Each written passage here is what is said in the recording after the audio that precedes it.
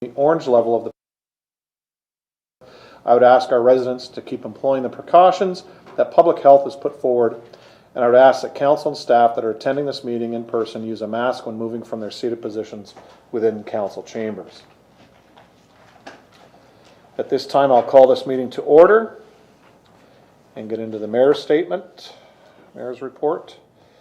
Again, good evening, everyone, and welcome to our virtual council meeting. Tonight we have Councillors Bagu, Bruno, Bodner, and Desmarais in the council chambers, along with our CAO Scott Louis, Clerk Amber Lapointe, Deputy Clerk Charlotte Madden, and a member of our WeeStream team. And our other city councillors and various city directors are each attending from home. This evening, Councillor Clayliff is away on vacation, so she'll be absent from this meeting. Based on the province of Ontario's response framework in dealing with COVID-19, last week Niagara moved into the orange restrict stage as defined by this framework.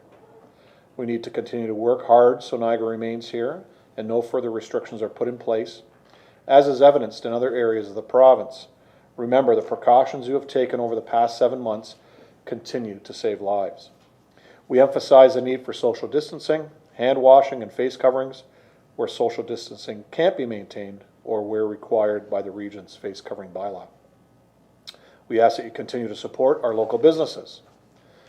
And as we're closing in on the Christmas season, our shops in our downtown and Humberston core need your help because of COVID. Our restaurants, so continue to attend our restaurants. As was mentioned to me earlier tonight, I was out Saturday night visiting one of our local establishments.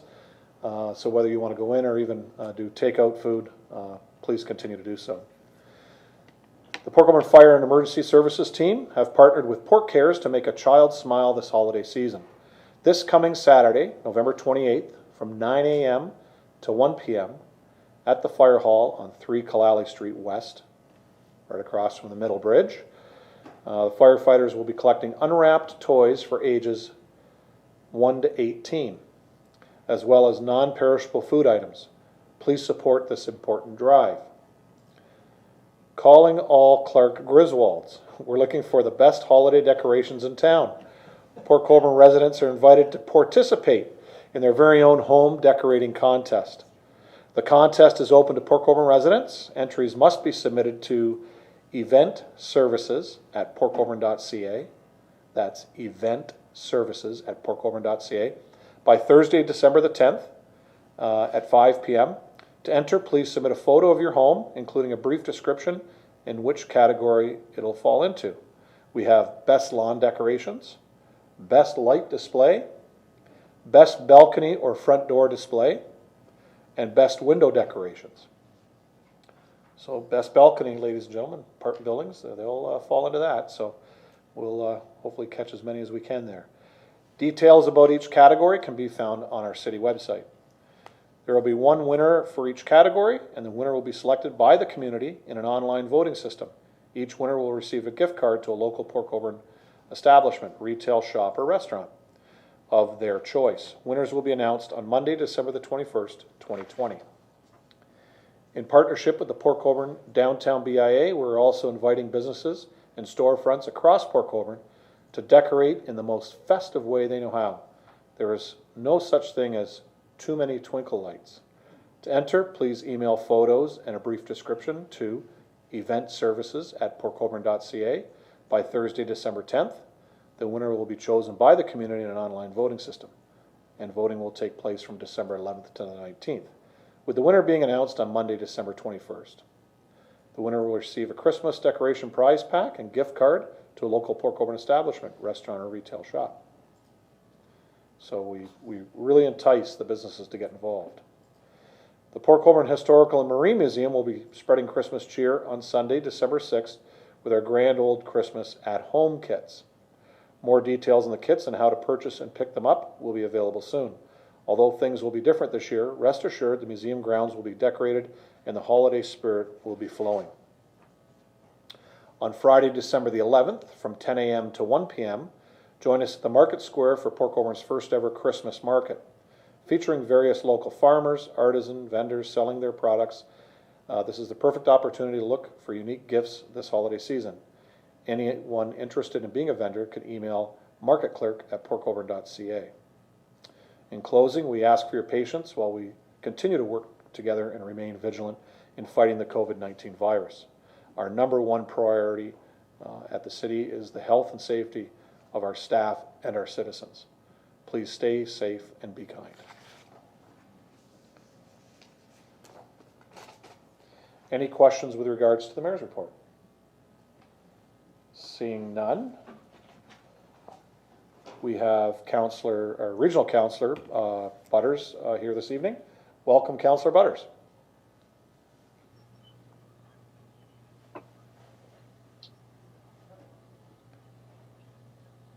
Hello, Mr. Mayor. Good evening. Are you ready for me now? Yep, go ahead. Okay, good to see everyone. I'll be quick, brief as possible. So a couple of important things that happened at the region last week. A search for a CAO will begin. Acting CAO Tripp has done a great job for the region, but it's now time to fill that position in a more permanent way. There's also a very important motion came forward regarding conservation authorities in Ontario and asking for the removal of Schedule 6 from Bill 229. This was with the advice of our own Niagara Peninsula Conservation Authority, and actually they passed a similar motion that very morning and advised and asked us to do the same. So it's also in line with conservation authorities across Ontario. And if anybody wants a copy of that motion, I'd be happy to send that to you. Mayor Senzik's motion that requested an ease on restrictions on who can sit with who in a restaurant to eat also passed. All those that were present did vote for it.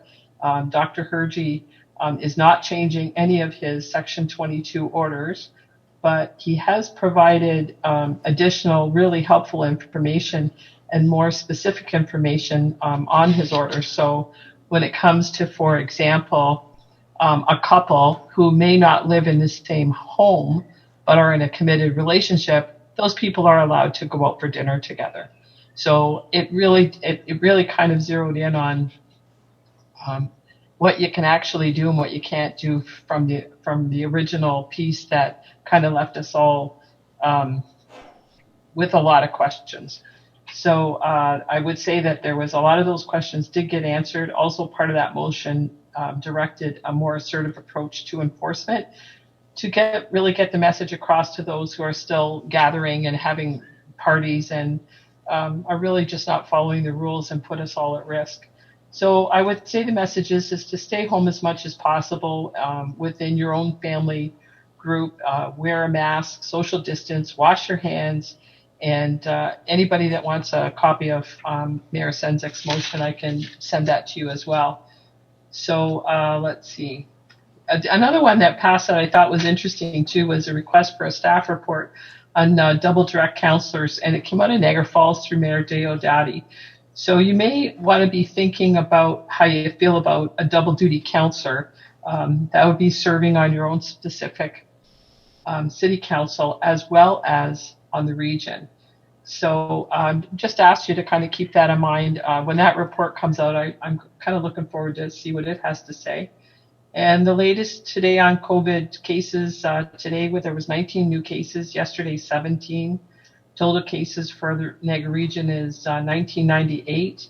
Resolved is 1,709 and 81 deaths. So if anybody thinks this is over, it sure isn't. And that's all I have for you tonight, Mr. Mayor, and I'm happy to take any questions that there might be. Thank you. Thanks, Councillor Butters. I'll start with the councillors online. Any questions to the regional councillor? Seeing none. To my left, any questions? Councillor Bruno.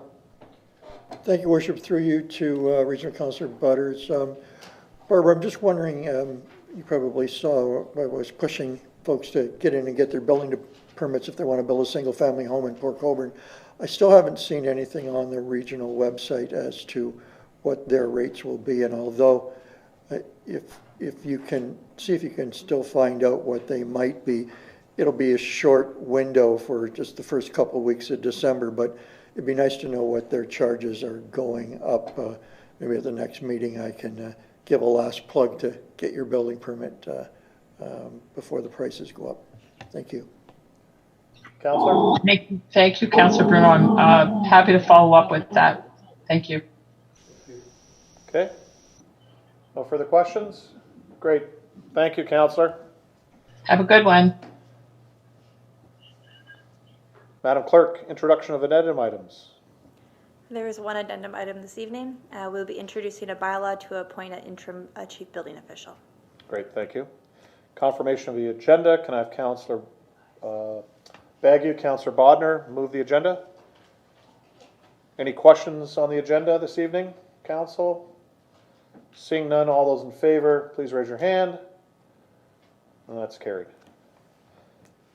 I have one declared conflict of interest. Councillor Beauregard has declared a conflict of interest on item number 2, Corporate Services Department Financial Services Division Report 2020-153. And also on item 8, Chief Administrative Officer Report number 2020-176. Any further disclosures of interest? Seeing none, thank you. Adoption of minutes. I'll have Councillors Bruno and Desmarais move the special meeting of Council public hearing 2920 held on November 2nd, 2020. Special meeting of Council 30-20 held on November 2nd, 2020. Special meeting of Council 3120 held on November 5th, 2020.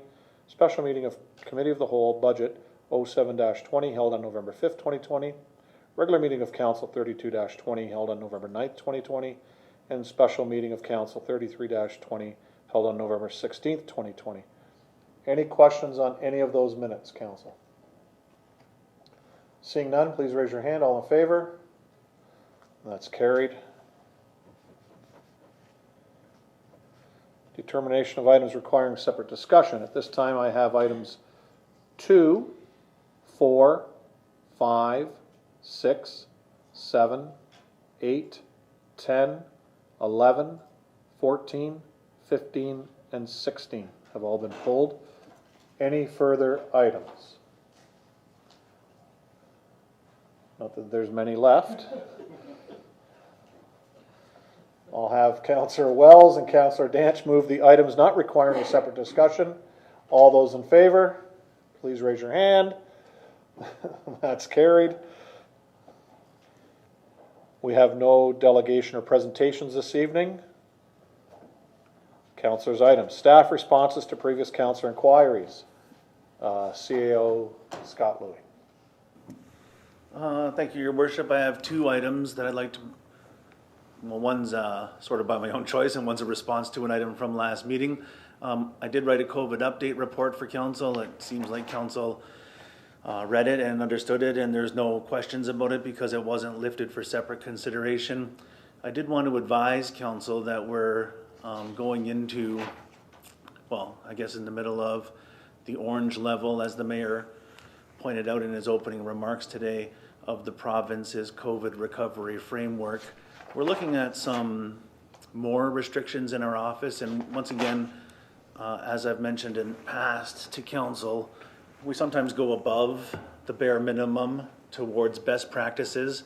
So we're looking at how we conduct meetings internally at City Hall and other city facilities. We're looking at the precautions that are in place, the use of personal protective equipment, masks, and so on. We know we don't have to wear masks because we're closed to the public or open on an appointment-only basis, and admission is restricted to most of our buildings. But we go above and beyond that with our policy, and one of the things that we are enacting as the emergency control group is a mandatory mask at meeting policy for staff that will apply to council. We think that there's an accessibility issue when it comes to council meetings. To have 5 council members sitting here with a mask on is going to be hard for our YouTube watchers to view, I guess, for lack of a better term. Sorry, I'm at a loss for words here. So I am recommending that effective the next council meeting that we go back to having 8 council members remote and the mayor alone with no mask in the council chambers as a precaution to stop the spread of the virus in the workplace.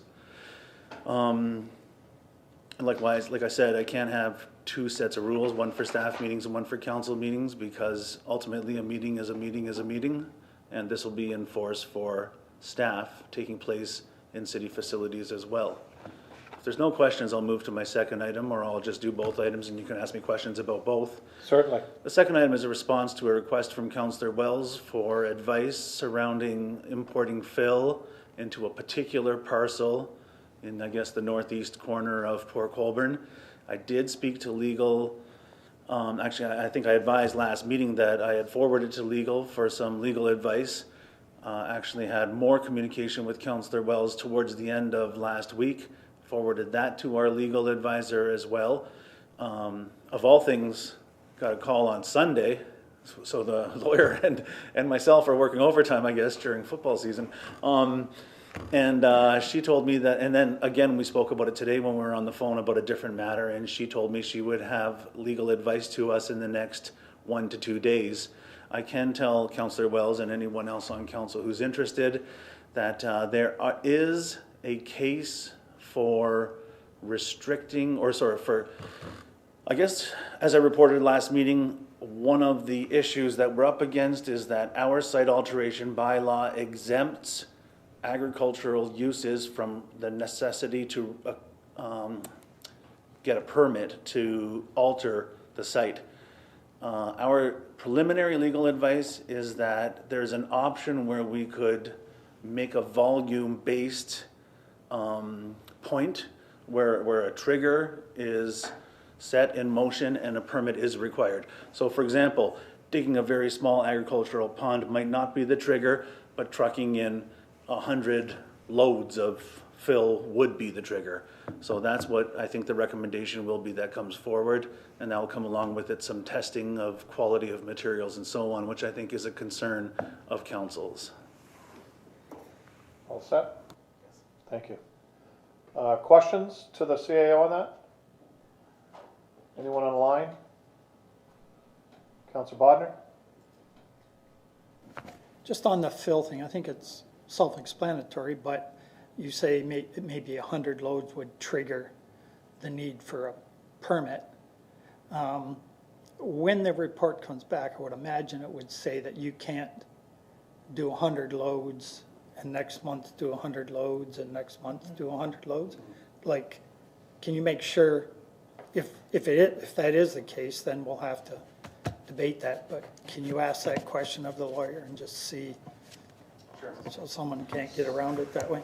CAO? Through your worship to Councillor Bodnar, I think that's a great point, is that there could be loopholes that people try to use to their advantage to skirt the rules. And so we'll make sure that those loopholes are closed, at least that one specifically that you've identified, and make sure that whatever actions we put in place for enforcement, that the officers and the engineering staff at the city have all the tools to make sure the spirit of the rule is followed. Councillor? Thank you. Councillor Bruno? Thank you, Worship. Through you to the CEO. Scott, did the origin of our bylaw, I mean, it struck me when I heard about this that it exempted agriculture, and my mind immediately went to that wouldn't be something that we might have crafted, that it might be a provincial thing that we've just camped on. So are you saying that it can be, or is that the thrust of the inquiry, it can be done with agricultural land? And I'm just wondering if we've looked at any other municipalities that might have a more focus honed in bylaw. Sure, through your worship to Councillor Bruno, that's a good point. My understanding is that this bylaw was of our own. It's of a certain vintage, let's say. It's a little bit of an older bylaw. I don't have it right in front of me, but I think mid-80s, mid-90s of that era. Obviously, none of us being here at that time, I think the spirit of the rule was to make sure that normal farm practices could continue to take place. You know, we know some of our farmers dig ponds. We know some of them take down bush to reclaim some planting fields, sometimes bring up the level of their fields for drainage purposes and so on. And I think the creators of that bylaw probably wanted to leave that latitude in there. Of course, what's happened as farmers have gotten a lot farms have gotten a lot bigger. There's been a lot of consolidation among families that own farms, some corporate farming, and as you get into these big producers, they try to do big jobs. Off the top of my head, West Lincoln in Niagara and Haldimand County outside of Niagara would have bylaws similar to what we would want to head to, that have some kind of, there's not a blanket exemption, rather there's some qualifiers that sort of make sure that the rules, that there are some rules, and it's not unfettered permission to alter your property and to import fill from what could be a questionable source. Okay, Councillor, any further questions in here to the CIO? I mean? Any further questions online to the CIO? Okay. Amber, do you have anything? No? Staff online? Any staff online have anything? Ashley? Greg? Thank you, Mr. Mayor, and good evening, Council. I wanted to provide an update with regard to the installation of lighting in the Main Street and downtown areas of the city. I'm happy to report that the delivery of the lights themselves are expected this week or at the very latest next, and staff are prepared to install those lights as soon as received. Great. Any questions? Councillor Danch? Thank you through you to Ashley, of course. Ashley, how many lights did we end up getting? I know there was some questions as far as the numbers. Ms. Greg? Yes, thank you, Mr. Mayor. According to the last update that I received, it was 40 lights that we had ordered, and those would be split in between both of the two areas. Super, because I had heard 60 at one time, and we're kind of wondering why. So I'm glad you guys went with the 40. I think that would have been an overkill. Thank you for that. Great. Thank you, Councillor. Okay. Any further questions to any other staff member? Mr. Mayor, if I can, my plan, because I won't see you till December the 14th, I plan to have the recommendation report for the public meeting that we had the public meeting for on September the 28th. My plan is to actually release the recommendation report with help from communications on December the 3rd for council's consideration for the 14th of December. I just want to let council know, and as well members of the public that may be tuning into YouTube this evening. Thank you. Okay. Questions to Mr. Aquilina? Councillor Desmarais? Thank you, Mr. Mayor. Through you to Dan. Dan, can you tell us a recommendation report on what? I just don't recall what meeting was on September 28th. Through you, Mr. Mayor, to Councillor Desmarais. The proposal had official plan amendment in the aggregate operation petroleum resources designation, as well as a zoning change for the mineral aggregate operation zone. Those were policies that it was recommended by staff for consideration to have some control on certain usage in that designation, and as well in the zoning bylaw to have asphalt manufacturing and concrete only permitted by way of a council approval of a zoning change. So the staff report will address the many comments that were received that were for council's review, that also had an open house earlier in September. So all those comments that were received will be framed and responded to in the recommendation report. Councillor? Thank you very much, Dan. So on December 3rd, and that would be on the city's website, would it? Mr. Aquilina?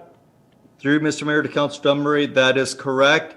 As I mentioned, I will coordinate with corporate communications to have that on our website and as well on our social media. Okay, thank you very much. Thank you, Councillor. Councillor Walls, you had your hand up. Sorry, I wasn't sure if it was for Mr. Aquilina or Ms. Gregg. This for Dan. I just wanted him to repeat those dates, but Angie already had him do that. Thank you. Okay, thank you, Counselor. Any staff, anything further? Okay. Counselors, items or inquiries. I'll start on line this evening. Counselor Beauregard. I have none for this evening. Thanks. Thank you. Counselor Danch. I've got 17 items. No, I'm kidding. I just have one. It's because I'm so much fun and I'm sorry I can't find it. There's a small cemetery on Highway 58 in Windsor Terrace. And I guess there's a couple trees that have come down with the storm. And I know the guys have been busy, but hopefully they're getting to the end of their jobs there. Maybe they could have a look at that, please. Mr. Szpowski.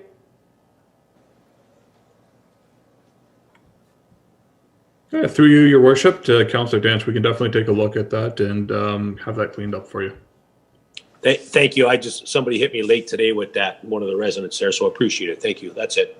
Okay, thank you. Counselor Wells.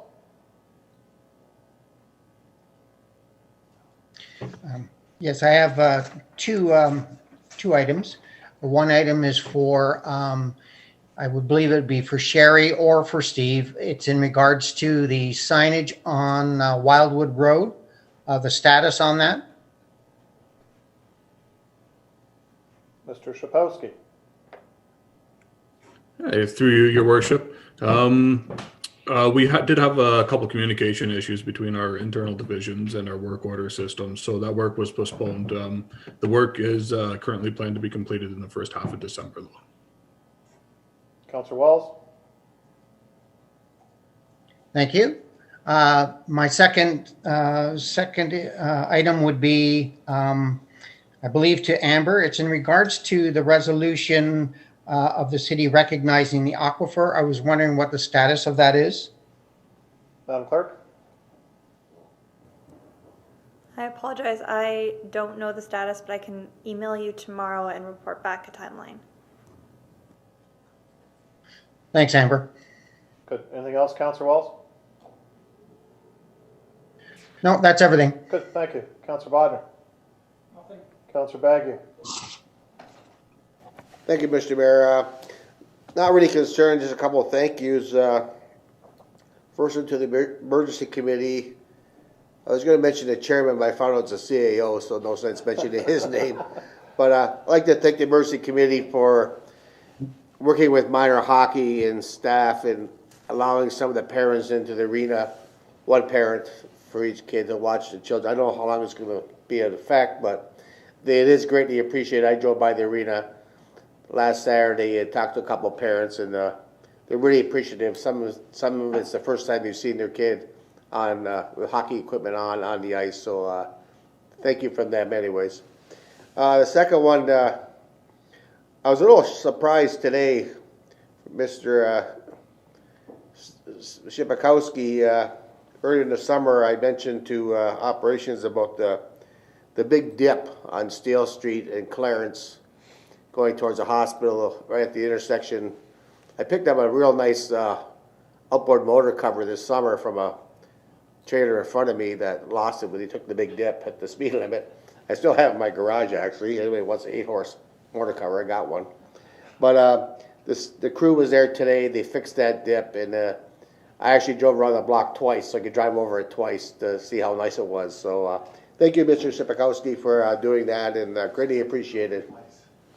Good. Thank you, Councillor. Councillor Bruno. Thank you. Just to follow up with Councillor Bagu, thank you to Ashley and her people over at the Vale Center. I was able to attend a practice of my grandson, and the security was first class. They were very well trained, polite. Setup was great.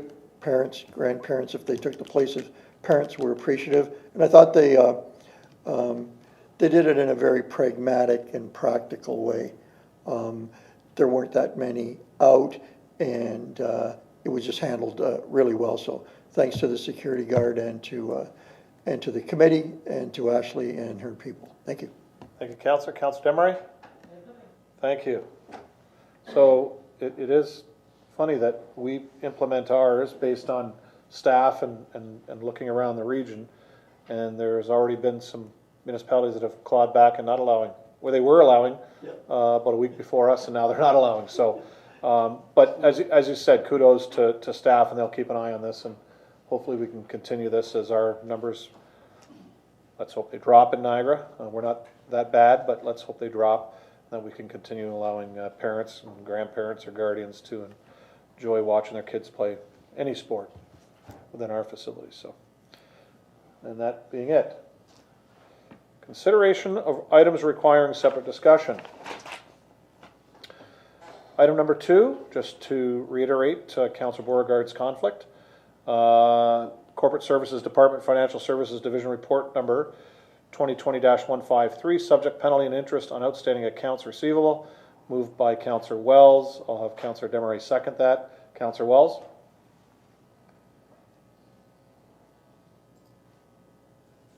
Thank you, Mayor. Just a comment or a concern that I have with that, and that I would like to have maybe addressed by Director Bowles. It's in regards to the relief date of June of 30th, 2021. That's a long way off. I was just wondering if it might be considered to shorten that up to say March of 2021, and then if we need to extend it further, we can reconsider in March for a further extension. Mr. Bowles? Yeah, through the mayor to council, that is fine from a staff perspective. We can operationalize a March date. The June date was selected just based on some of our planning, going out, looking out pre-summer, but March has just as much validity. Councillor? So if that's the case, I would move to have that changed in the item, and if we're okay with that, then we can vote on it. You want to use March 30th or 31st? Last day of March? 31st, last day, yep. Okay, is that all right, Councillor Demery, with you? I'll take that as a friendly amendment, Madam Clerk, is that fine? Just a date. Unless the councillor has a real issue with it, which I doubt. Either way, I mean, we could always retract it if we went with June, but March is fine. Okay, any further questions on this? So everything's the same except for the date has been rolled back to March 31st. Okay, Mr. Bowles, you're all set with that then? Yeah, thank you. Thank you. Thank you, Councillor Wells. All those in favor, please raise their hand. Any opposed? That's carried.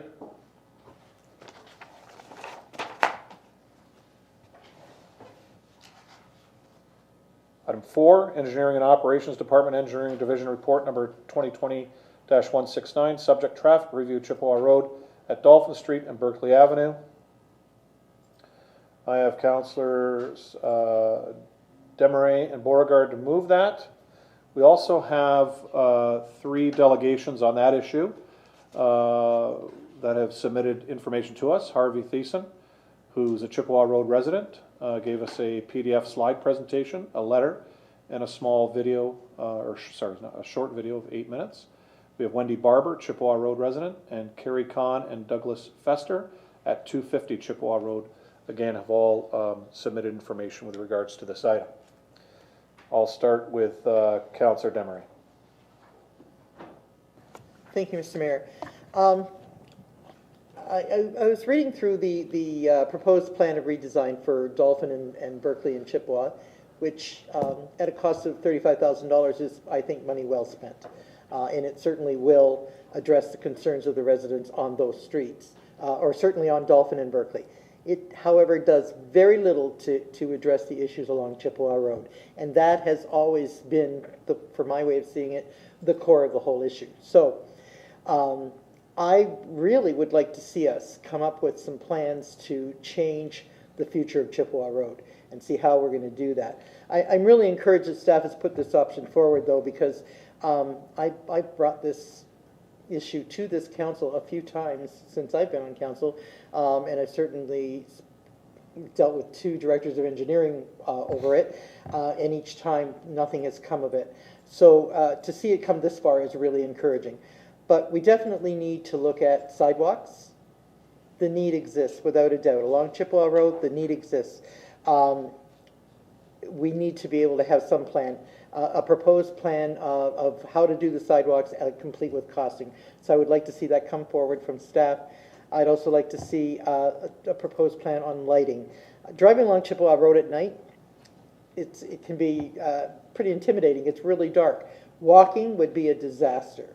It's suicidal to walk along Chippewa Road at night. There's just no way you should be doing it. And, you know, to have an area of residences that can't walk on their own street, that doesn't say much for the city. So we need to look at sidewalks and lighting and see how we can deal with that. As for the speeders and the heavy traffic, I think the idea of flashing speed signs are going to be helpful. That doesn't deal with the whole problem. I really do believe reconfiguring the entrance off of 140 will make a big difference. If there's a way to make that less friendly, to make it easier, to make it less easy to just glide along at a higher speed and come off that highway, that might be easier. Something that would just make the cars slow down. Once you've entered a road and you're already slowed down, you're less likely to pick the speed up quite the same way. It may be helpful. I don't think it solves everything, but it would be a really good start, and those are the most cost-effective ways I could see to make things better. So what I'd like to see from staff is a plan on how to deal with these items: sidewalks, lighting, and speeders and heavy traffic. Just a really good plan that we maybe could go forward in future budgets with. For now, I would say yes, go forward with the $35,000 plan and take care of at least part of the problem, but really be aware of the fact that this is not addressing the core issue.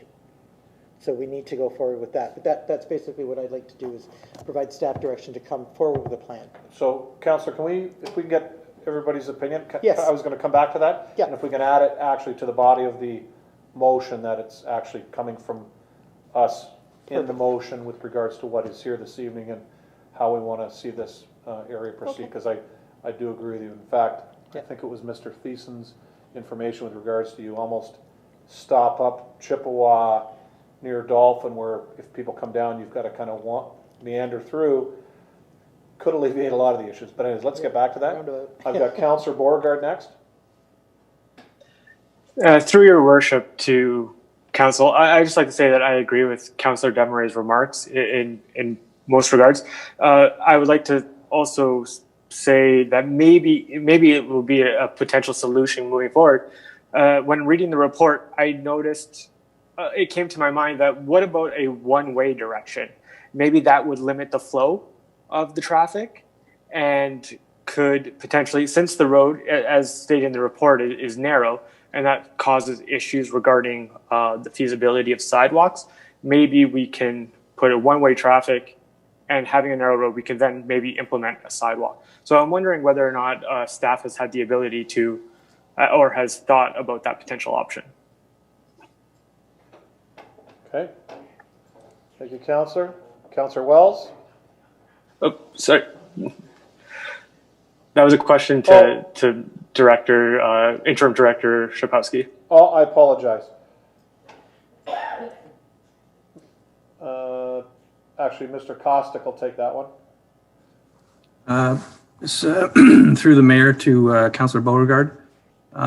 We did, one of the suggestions from local residents did mention the possibility of a one-way at the entrance to the 140.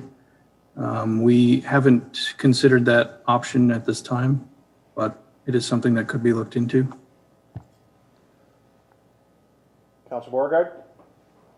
Through your worship, I think no matter what we do, what the outcome of this report is, and whatever we decide as council, I would like to see some type of report come afterwards, maybe within 6 months, just determining the outcome or success of what we have implemented thus far. And another question I have is there not a proposed plan of subdivision somewhere nearby that's supposed to be happening? I thought I may have in previous councils heard of one happening. Is that true? Mr. Aquilina, I think that would go to you. That'd be Hubbard Drive, I Mr. assume? Mayor, if I can, through you to Councillor Beauregard, we have the Chippewa Estates draft plan of subdivision. I expect soon a red line revision will come forward for council's consideration. I'll project that to be within the next 3 months. Okay, I'm assuming there will be, in that subdivision, there will be some sidewalks being implemented. Am I correct? Mr. Aquilina? Through you, Mr. Mayor, to Councillor Beauregard. I would have to look back at the plan of subdivision to see if in fact there was a sidewalk. It was definitely going to be one road that would shoot off of Chippewa Road and end in there'll be a cul-de-sac. I would assume as part of the draft plan, there would have been a sidewalk, but I would have to actually look at that plan to confirm if in fact there was a sidewalk proposed. Okay, thanks. What I was trying to get at is just I think if this development, this area were to have been developed recently, there would be sidewalks around the area, and as the report indicated, there's not because of, I don't know what the reasoning exactly was, but it wasn't planned out, and I think it would be a good idea to somehow implement sidewalks into this area. Thanks. Thank you, Councillor. Councillor Wells. Thank you, Mayor. Through you to Mr. Costick. Can you clarify where the flashing signs will be? Because when I read the report, it seemed like they would be more toward the center of Chippewa Road. And by that time, it would be, the cars would already be speeding and so I'm just wondering if you could confirm that. Mr. Costick? Through the mayor to Councillor Wells. Yes, in the report, I did indicate that they would be at the intersection with Berkeley and Dolphin, but further conversations we've had since I submitted the report, we've agreed that the final locations will have to be decided at a later time. More appropriate locations. Thank you. I have one other question. It's in regards to the report and requesting the money for this modification to the intersection in 2022. There seems to be, or there is a more important urgency to this. And I was wondering if we could speed that up to maybe have it done in 2021. So, and we're in the presence of the budget discussion. So I guess this would go to Mr. Bowles, to Director Bowles, to see if we could find the $35,000 for that modification in the 2021 reserves. And if we could get this, the modifications to that intersection sped up to be done next year. Mr. Bowles?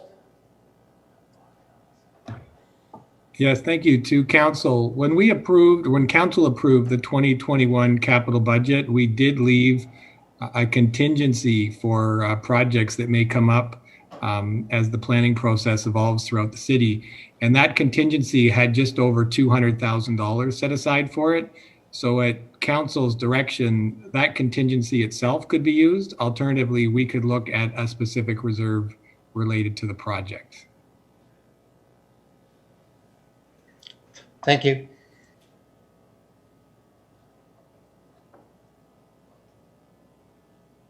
I'm just writing a note here, Council.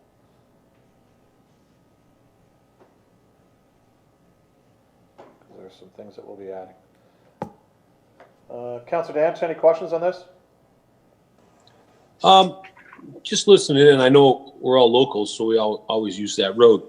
But I think Harry said it. It's the speed is the problem, and I think if you were to take two people and you one of you go down the 140 and go on Main Street, and the other one drives down Chippewa Road, your shortest trip is still taking the 140 to Main Street. It's no faster going down Chippewa, and driving like an idiot is not the answer.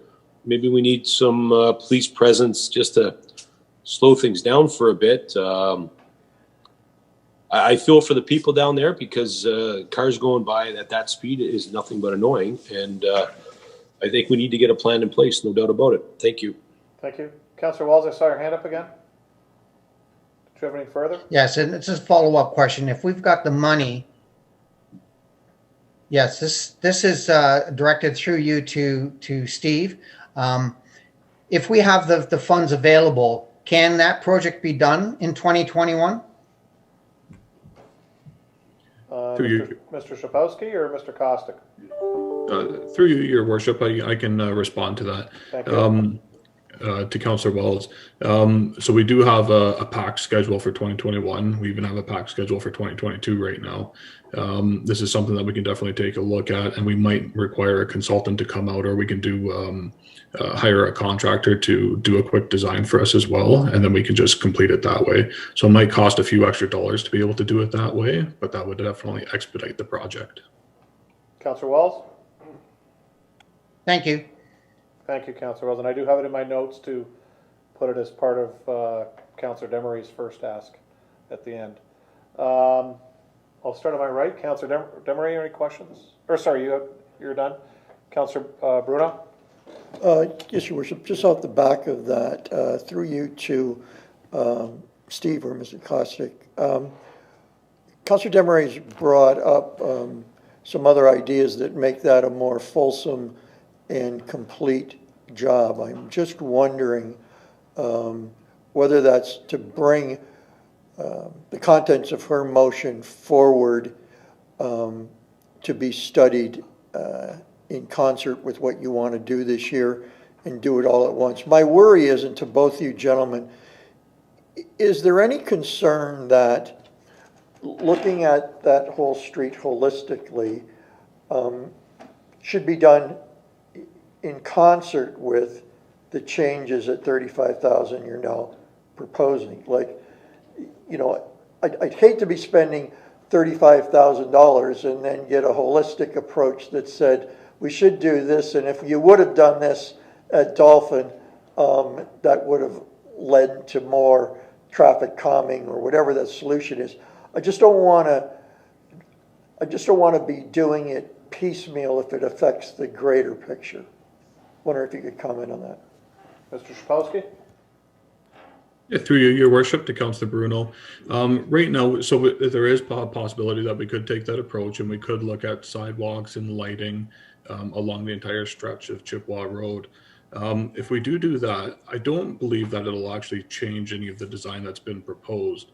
No matter what, we still have an unwarranted stop in the area that staff is always going to recommend that we remove because it is unwarranted. And then we do have an intersection that's, although abnormal, it could be dangerous and it impedes some sight lines at the same time. So those recommendations won't change. I would recommend that we do move forward with them to make the area safer. And then we can also look at adding sidewalks and lighting at a later date. If there are other items that council wants to look at, we're also open to those as well. Councillor, you're all set? I'm fine with that answer. Thank you. Thank you. Councillor Bagu? Thank you, Mr. Mayor. Maybe a question for Councillor Demery. The stop sign situation, is it part of this proposal to leave them in there or to take them out? Councillor Demery? Thank you, Mr. Mayor. Through you to Councillor Bagu. No, the stop signs really should come out. They're not effective, and it just doesn't work. The whole configuration of that intersection doesn't work. The intersection is a very separate issue from the Chippewa Road problems, though. Very separate. That really does affect Dolphin and Berkeley, but it really doesn't have much impact on Chippewa Road. They're very separate situations. That's why different solutions are required. So in other words, what we vote on, the stop signs would go? Yeah. Okay. Thank you. Okay, Councillor Bodnar. Thank you, Mr. Mayor. Through you to Steve, possibly. This is a long-standing issue, and I know we've kicked it around a long time, and it certainly needs to be done. I'm just wondering what else might get bumped out of the queue if we do this. If we're pushing this up a year, you're already jammed, you say, for 2021 and even into 2022. I'd like to understand what will be impacted by this, because there's a lot of things that have been waiting to get done. And this may be the most important, I don't know that, but I also don't know if it's gonna bump something else down or out of the, maybe from 2021 into 22. Thank you. Mr. Szpowski. Yeah, through you, Your Worship, to Councillor Bodnar. Due to the circumstances, I would definitely recommend that we retain a contractor to complete this work. In a lot of cases, we can actually have the contractor do the design work for us at the same time. It's not a huge additional expense, but there is additional expense to complete that. But it would be done in a much more quicker and efficient manner. Staff could do a preliminary design on it and hand it over, but we would still have the details done afterwards. There's nothing too major about this renovation to the area. It's mostly asphalt and some landscaping, but we do have to accommodate different storm works, so the drainage actually does work and we're not creating ponding in the area. So that's where it gets a little more involved, but it's nothing too complicated that can't be achieved. Councillor? Good, thank you. Thank you, Mr. Szpowski. Anything further? I'll bring that forward for you. Okay, thank you, Councillor Demery. So I'm going to take this as an amendment to the motion, and I'll have Councillor Demery and Councillor Beauregard move the amendment. In essence, to take the motion that's on the floor further is that we ask staff for a report back to council with regards to the entire length of Chippewa Road regarding sidewalks, lighting, the Chippewa Road traffic flow, the Highway 140 Chippewa Road entrance, that we include a report on the success of this first part, which is the part that came forward as in report 2021-69 in the first half of 2021. That was asked by Councillor Beauregard. And that this project is to go ahead in 2021 from funds from the contingency reserve, as outlined in Councillor Wells' question, to Director Bowles. I don't think I missed anything, but Council, please throw up your hand, because there was some good conversation. I think we've got that. Mr. Szpowski, I'm sure the clerk will word this in her elegance so that you may understand a little bit better, but I think you understand where Council is coming from on this?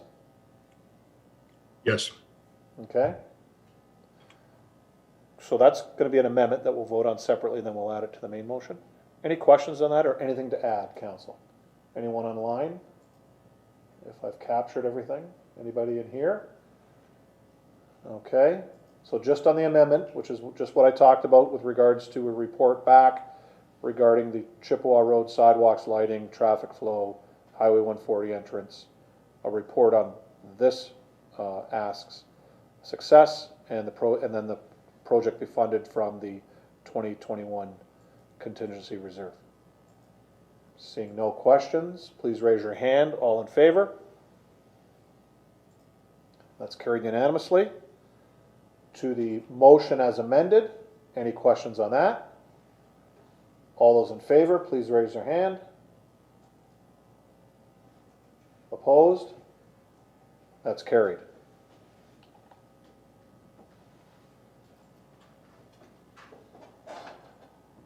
Item number 5, Engineering and Operations Department Engineering Division Report number 2020-171, subject bylaw revision, load restriction on Brookfield Road. Mover is Councillor Wells, seconder is Councillor Demeray. Councillor Wells. Thank you, Mayor. Through you to Mr. Szpowski. There has been some damage to that road that's been repaired, and I know there's some current damage being currently fixed. There was a cost that had been identified in the report of about $50,000 for the total damage repairs. Has that cost been recovered, or is that cost going to be absorbed within the city? Mr. Szpowski. Through you, Your Worship, to Councillor Wells. Due to the roadway not having a restriction in place right now, it would be borne by the city. Now that we know that there is damage and that the roadway cannot take that kind of loading, we are recommending that the restriction come in place year-round to prevent this from happening further. one of the issues that we're experiencing on that roadway is that there isn't a granular base that extends the full width of the roadway. It was asphalt overlaid a little further than what was previously in place. So due to those issues, we are seeing a failure along the road edges, and those costs are being borne by the city. Councillor Wells? Thank you. Any further questions? Councillor Bruno? Thank you. Through you to Mr. Szybkowski.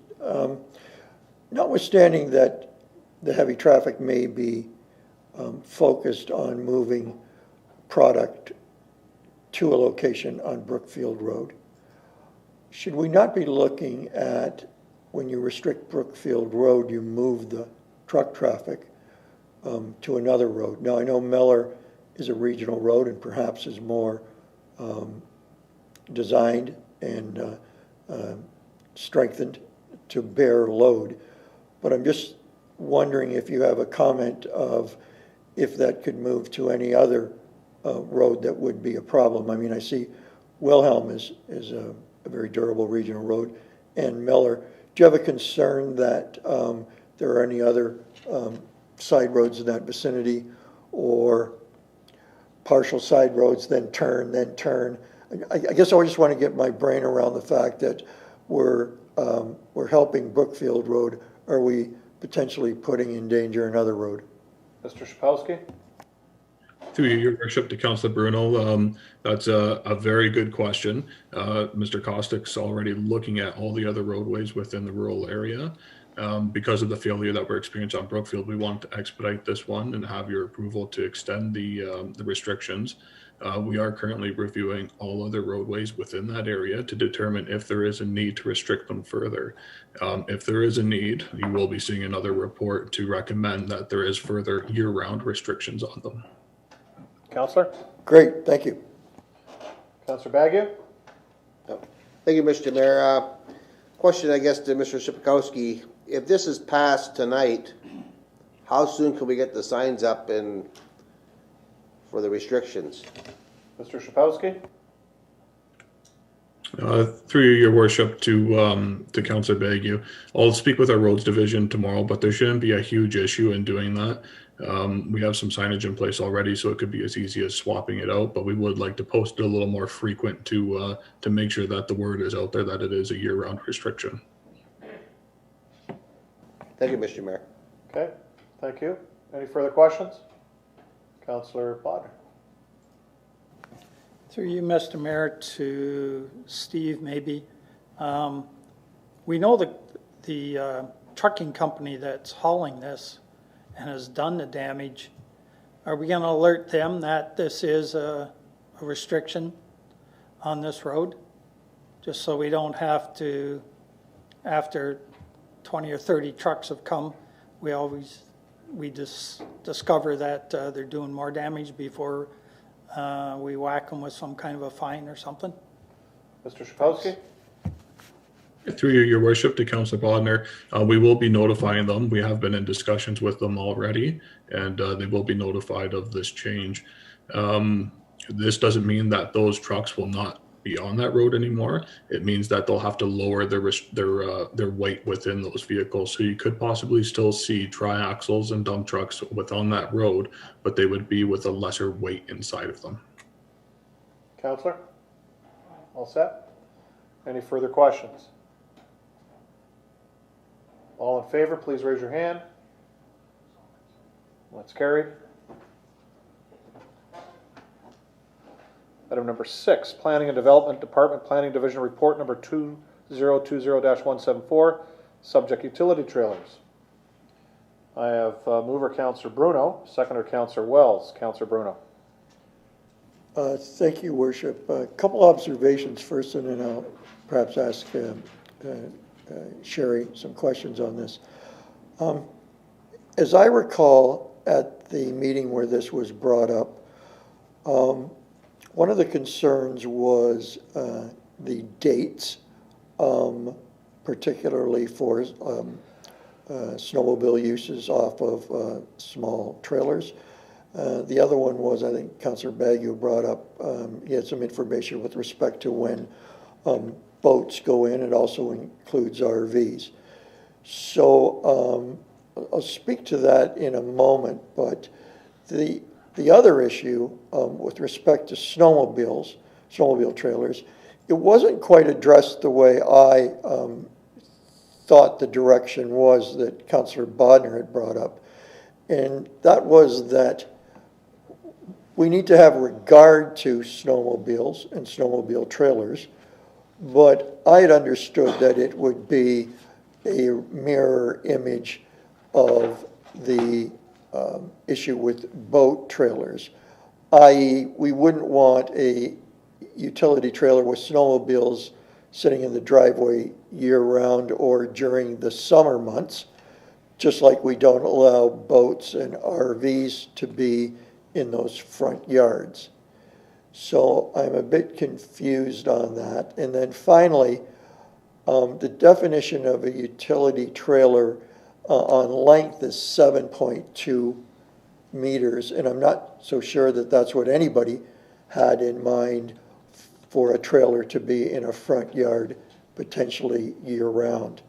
So perhaps I'll ask first, Ms. Hanson, with respect to the issue of a snowmobile trailer and versus a utility trailer, can we dissect that down into two where the snowmobile trailers are not to be in the front yard, I don't know, April 1st to October 31st? Why don't I'll do that for starters. Ms. Hanson?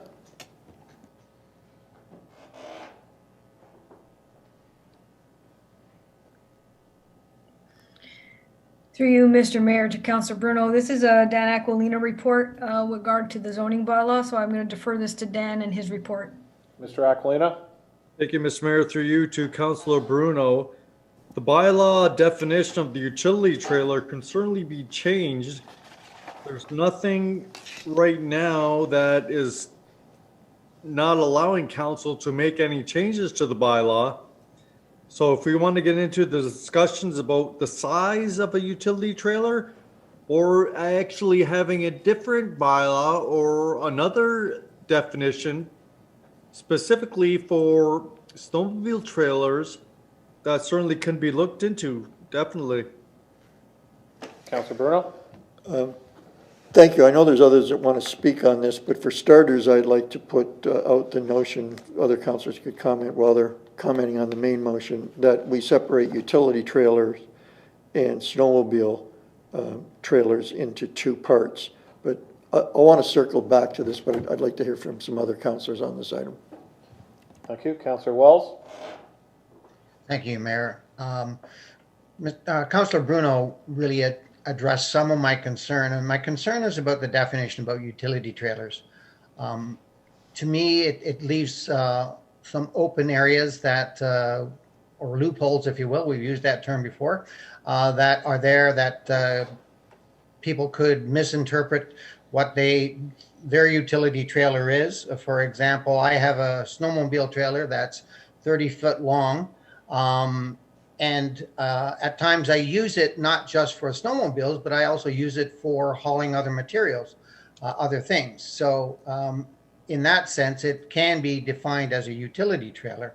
I know there's a variety of different definitions for utility trailer, but I think if we could tighten that up, that would clarify exactly what a utility trailer is.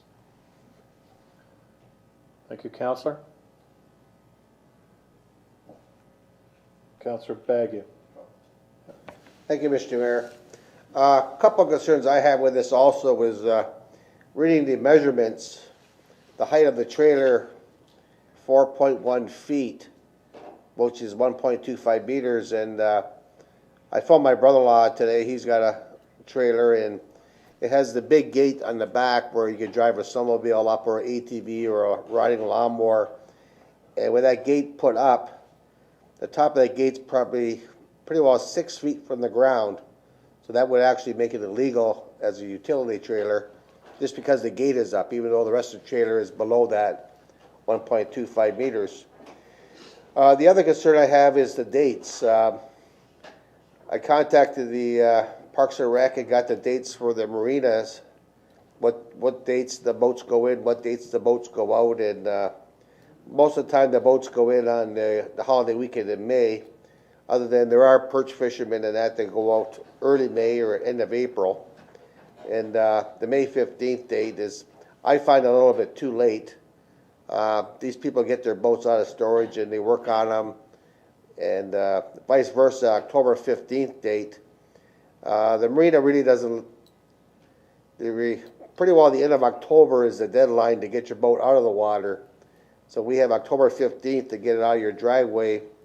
A lot of these people get their boats winterized in their driveway by private enterprises, and there is a lineup, and so I know people have contacted bylaw and got the dates extended for themselves. And the other problem was some of the storage places, they don't allow anybody in until November 1st. So we're banning them from October 15th. There's 2 weeks in limbo. I'd rather see that date move to November 15th rather than the end of October. So maybe with Councillor Bruno and other councillors, we can send this information to Mr. Aquilina. But the way it's read right now, I don't like it. But we can just fine tune it a little bit, and I really appreciate it. But I'll let Councillor Bruno wrap it up, I guess you say.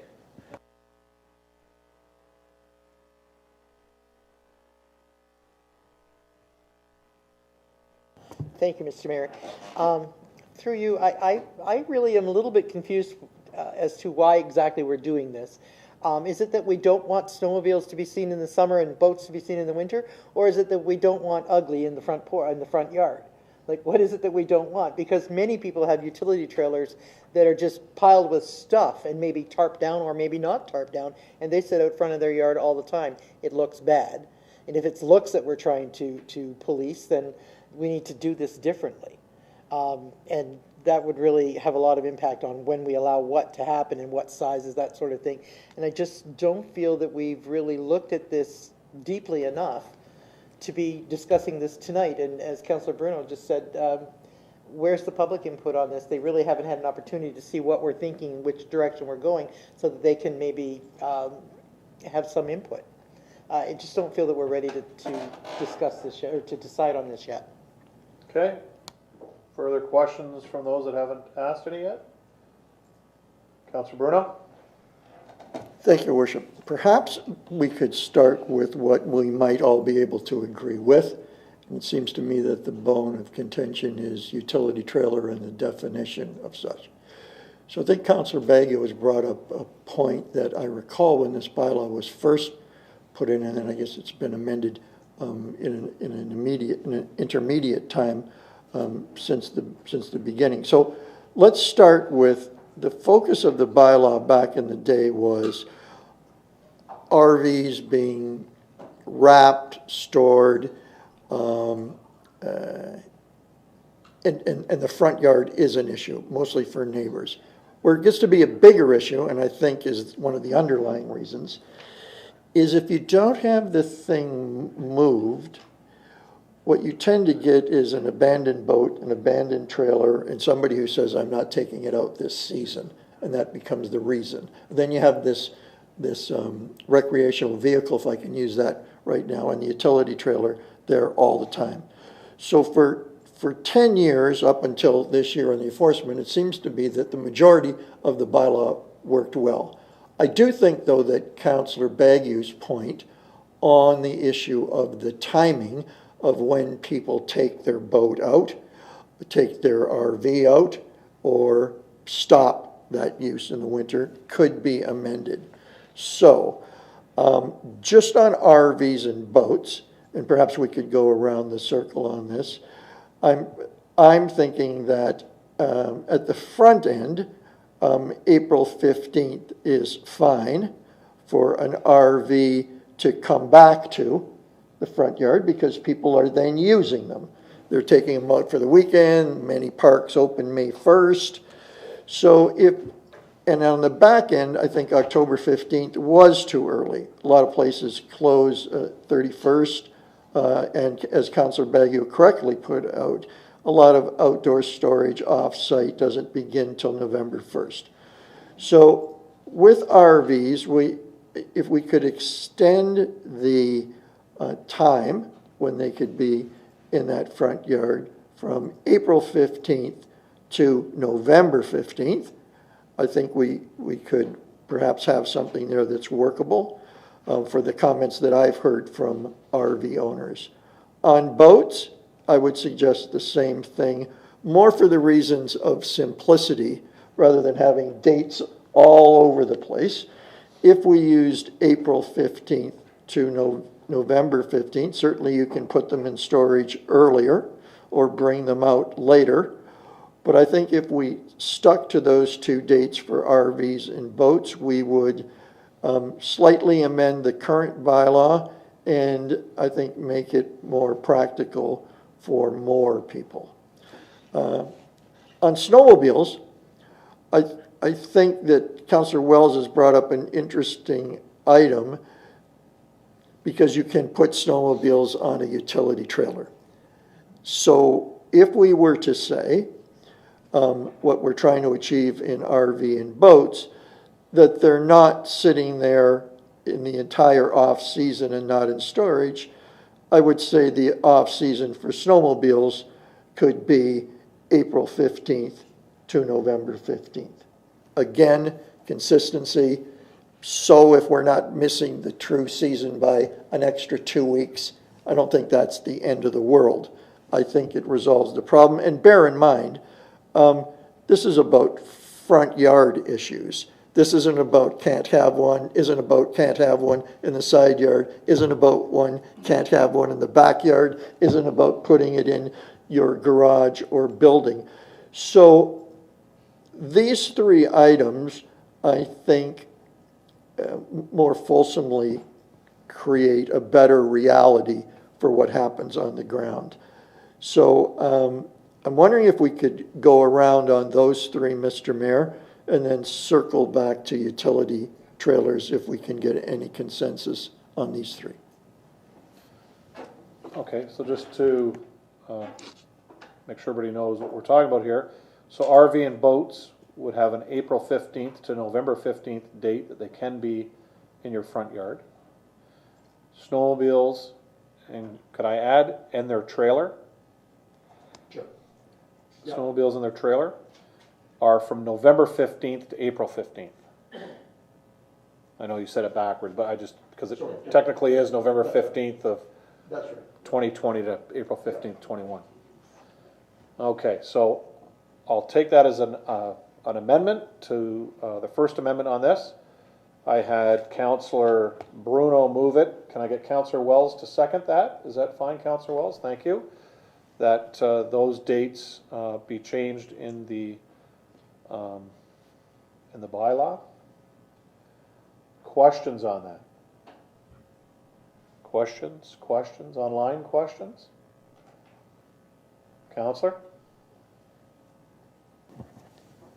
Mr. Mayor, a comment through you to Sherry.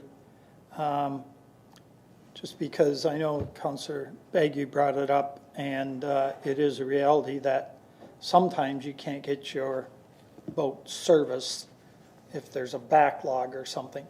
I assume that an individual could contact bylaw and say, look, I have my service booked for November 17th and it's going to be here for an extra couple of days.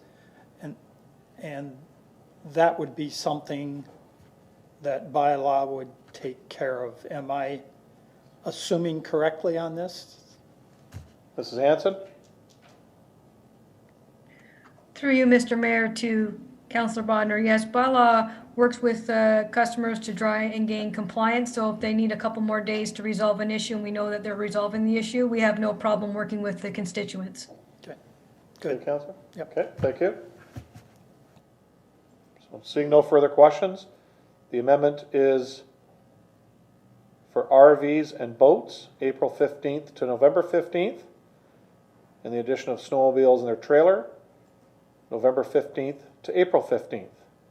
All those in favor, please raise your hand. That's carried. Councillor Bruno. Thank you, Worship. So for utility trailers, again, at that meeting, I thought there was conversation around the room that talked about, I know I mentioned, the typical Home Depot utility trailer or small brush and haulage around it. Since then, though, I have heard from a couple residents about theirs that are slightly larger, but I'm no utility trailer user, and I'd like to hear what others have to say, because I think this is one of those issues that there's a whole bunch of iterations. And so perhaps we could go around the room, because it's not my bivouac. Okay, Counselor. Anybody online with regards to the utility trailer section of this? Comments to size or anything like that? I don't see anything in here. You guys over here? Any questions? Counselor Bodnar. I guess it raises more questions than answers sometimes, but when does a utility trailer stop being a utility trailer and become, because in here, a car hauler is a utility trailer in our bylaw right now. I don't want to penalize somebody, but, you know, just like we don't want transport trucks, you know, a truck becomes at some time a transport truck, you know, parked on all the streets. So I got no answers. I got more questions than anything. I know friends of mine have utility trailers that are 5 feet wide by 10 feet long, and to them that's just the everyday utility trailer. A little bigger than the, you know, the small one you might rent to haul brush to the dump for the weekend or something like that. I don't know how to get to the size wise. I know there might be councillors that have trailers that, you know, they use all the time. Can I ask staff, I think I know the answer to this, but I'd like it said, what if somebody has a trailer that they use for work, like somebody that does eavesdropping, or somebody that does construction and they have a construction trailer that might be, I don't know, but it's something they use, if not every day, certainly a number of days a week. Where does that fall into all of this? Mr. Aquilina or Mrs. Hanson? Through you, Mr. Mayor, to Councillor Bodnar, the bylaw was drafted based on other bylaws throughout Ontario. We never came up with the actual dimensions. That was taken from a bylaw elsewhere. So to answer your question about the size, so if the standard size of the construction trailer is in exceedance of the bylaw's definition, that causes a problem.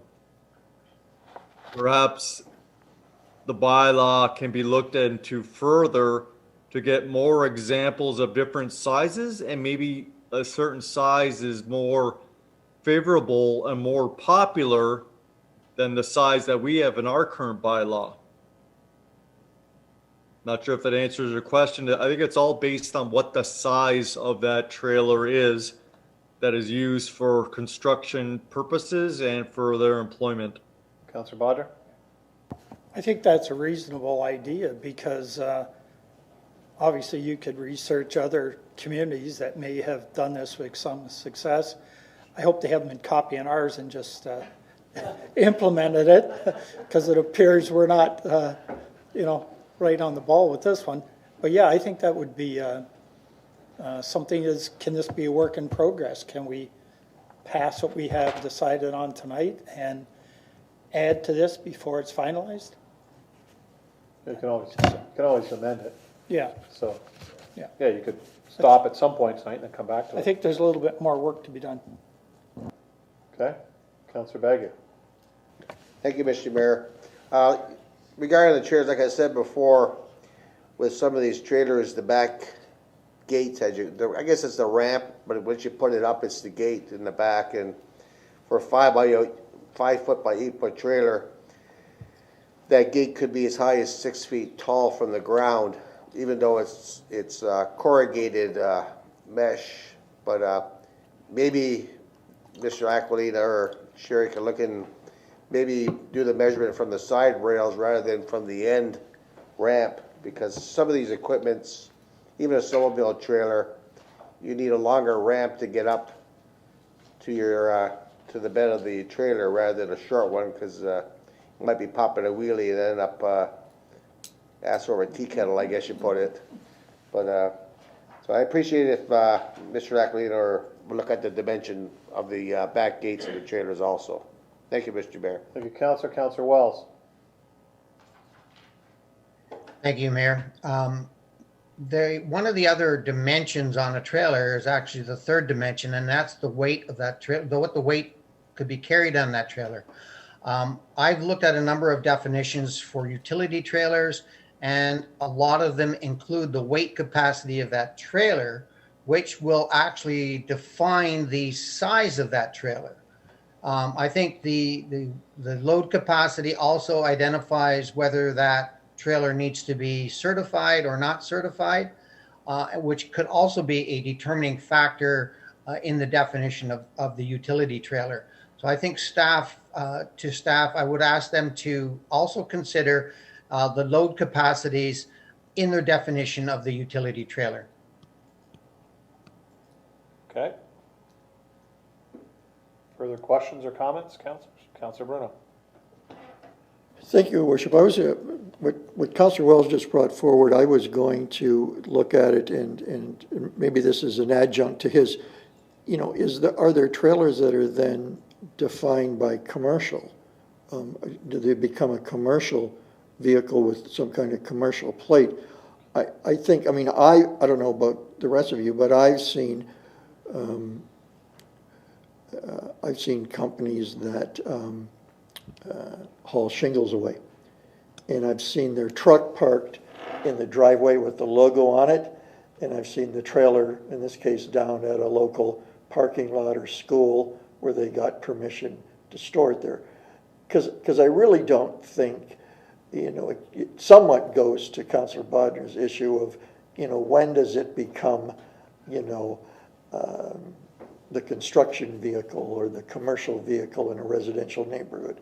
And I think that's what we're really honing in on here on is residential neighborhood. So through you to Dan, if we could use the weight classification or commercial plating as probably also being in that new definition, that would be great. Mr. Aquilina? Yep, through you, Mr. Mayor, to Councilor Bruno and all of council. This is only draft. There's nothing going forward to council to say this is what we're proposing. There's room for discussion, further discussion, but all the comments that have been made definitely will be taken into consideration to then be researched further before anything actually is proposed to be changed. I've heard what we've decided upon the different dates regarding the snowmobiles and the RVs. Then this can be looked into further, talking about whether if it's weight restrictions or weight capacity or size. Definitely that would be something to be further researched, Mr. Mayor. Thank you. Councilor Bruno? So just so I understand, Mr. Aquilina, so you're okay with, or I'd like to see what we passed with regards to the date would go into the current bylaw, and back for further study would be the utility trailer issue. Is that correct? Mr. Aquilina? Yep, through you, Mr. Mayor, to Councilor Bruno, what I was proposing in the next housekeeping amendment that I would bring forward that change regarding utility trailers. Once we actually come to the conclusion based on what we just discussed this evening, it would be best to actually have that confirmed before we then make an amendment to the bylaw itself. Instead of having an amendment and then a month later another amendment, we certainly could do that, but I would just try to kill two birds with one stone and get both of the issues finalized before we actually proceed with the proposal. Okay, thank you, Mr. Aquilina. Councilor Bruno, or Councilor Bodner? Okay, just because we're throwing out ideas here. So when we were talking about the height of trailers, most of those construction trailers are enclosed. I can think of somebody that has, you know, $30,000-$40,000 worth of tools in these trailers, and they feel much better with them backed up to the garage than you know, sitting in a lot someplace that they're exposed. I'd like that taken into consideration, you know, when we're looking at things. And also, just so I understand, we're saying that utility trailers, they can't be located in the front or corner side yard except when no off-street parking space is available. Is that true? If there is no other option, they can park them in the front of the house? Just somebody clear that up, Dan, or Mr. Aquilina? Sure. Yep, through Mr. Mayor to Councilor Bodnar. The bylaw was changed, and then it was made that if you do not have a parking space available in your side yard or rear yard, then it would allow you to then park in your front yard, in your driveway. That's how the bylaw was recommended to be changed back in 2010. That was the discussion. Let's deal with the situation where people don't actually have a space available in their side or rear yard. Let's allow them to park in their front yard, provided it's within that window of time that the bylaw speaks to. Counselor? Okay, I think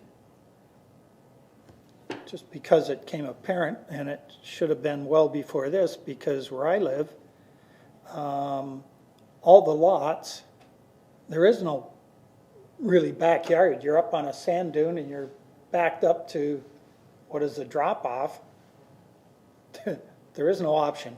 And they're long yards, you know. So there's lots of room to park something out there, but it would be in front of the house. So, okay, just wanted to see if that was clear. Thank you. Okay. Councillor Bagu. One thing I just thought of with Councillor Bogner, like, I'll give you an example. Oak Ridge Crescent in Port Colborne, houses along the lake. Like, technically, as far as I'm concerned, the front of the house is facing the lake, the back of the house is facing the road. That they have long lots. So, like, the definition of that for a trailer, it's, do you flip it over, or, like, I don't know. It's like, something Mr. Aquilina can take a look at, but people are going to debate, this is the front of my house, not the back of my house, and vice versa.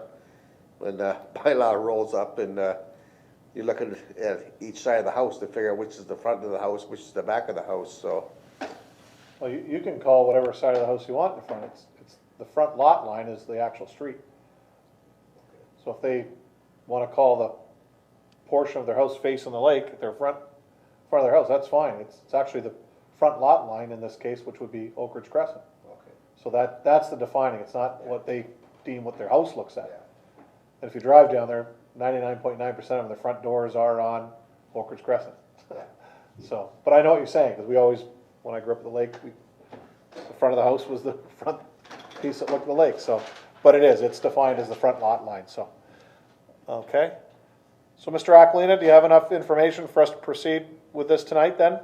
Yes, I do, Mr. Mayor. Thank you. And to answer Councillor Bagu's question, concern, we actually do address the lakefront lots, and we acknowledge that the front yard actually faces the lake. We just have regulations that you can't do things within the required front yard. So there is allowances for those properties along the Lake Erie shoreline. Yeah. But I have all the information I need tonight, Mr. Mayor, to eventually bring something back to council for consideration. Okay, and I do suggest that that council talk to staff with regards to this between now and when it comes back, or members of the public. can email Mr. Aquilina at any time. Any further questions on this? Okay, so we do have a motion with regards to this. I guess it's to receive with direction to staff based on what we talked about tonight. So if there's anything, no other comments or anything to add? None? All those in favor? That's carried.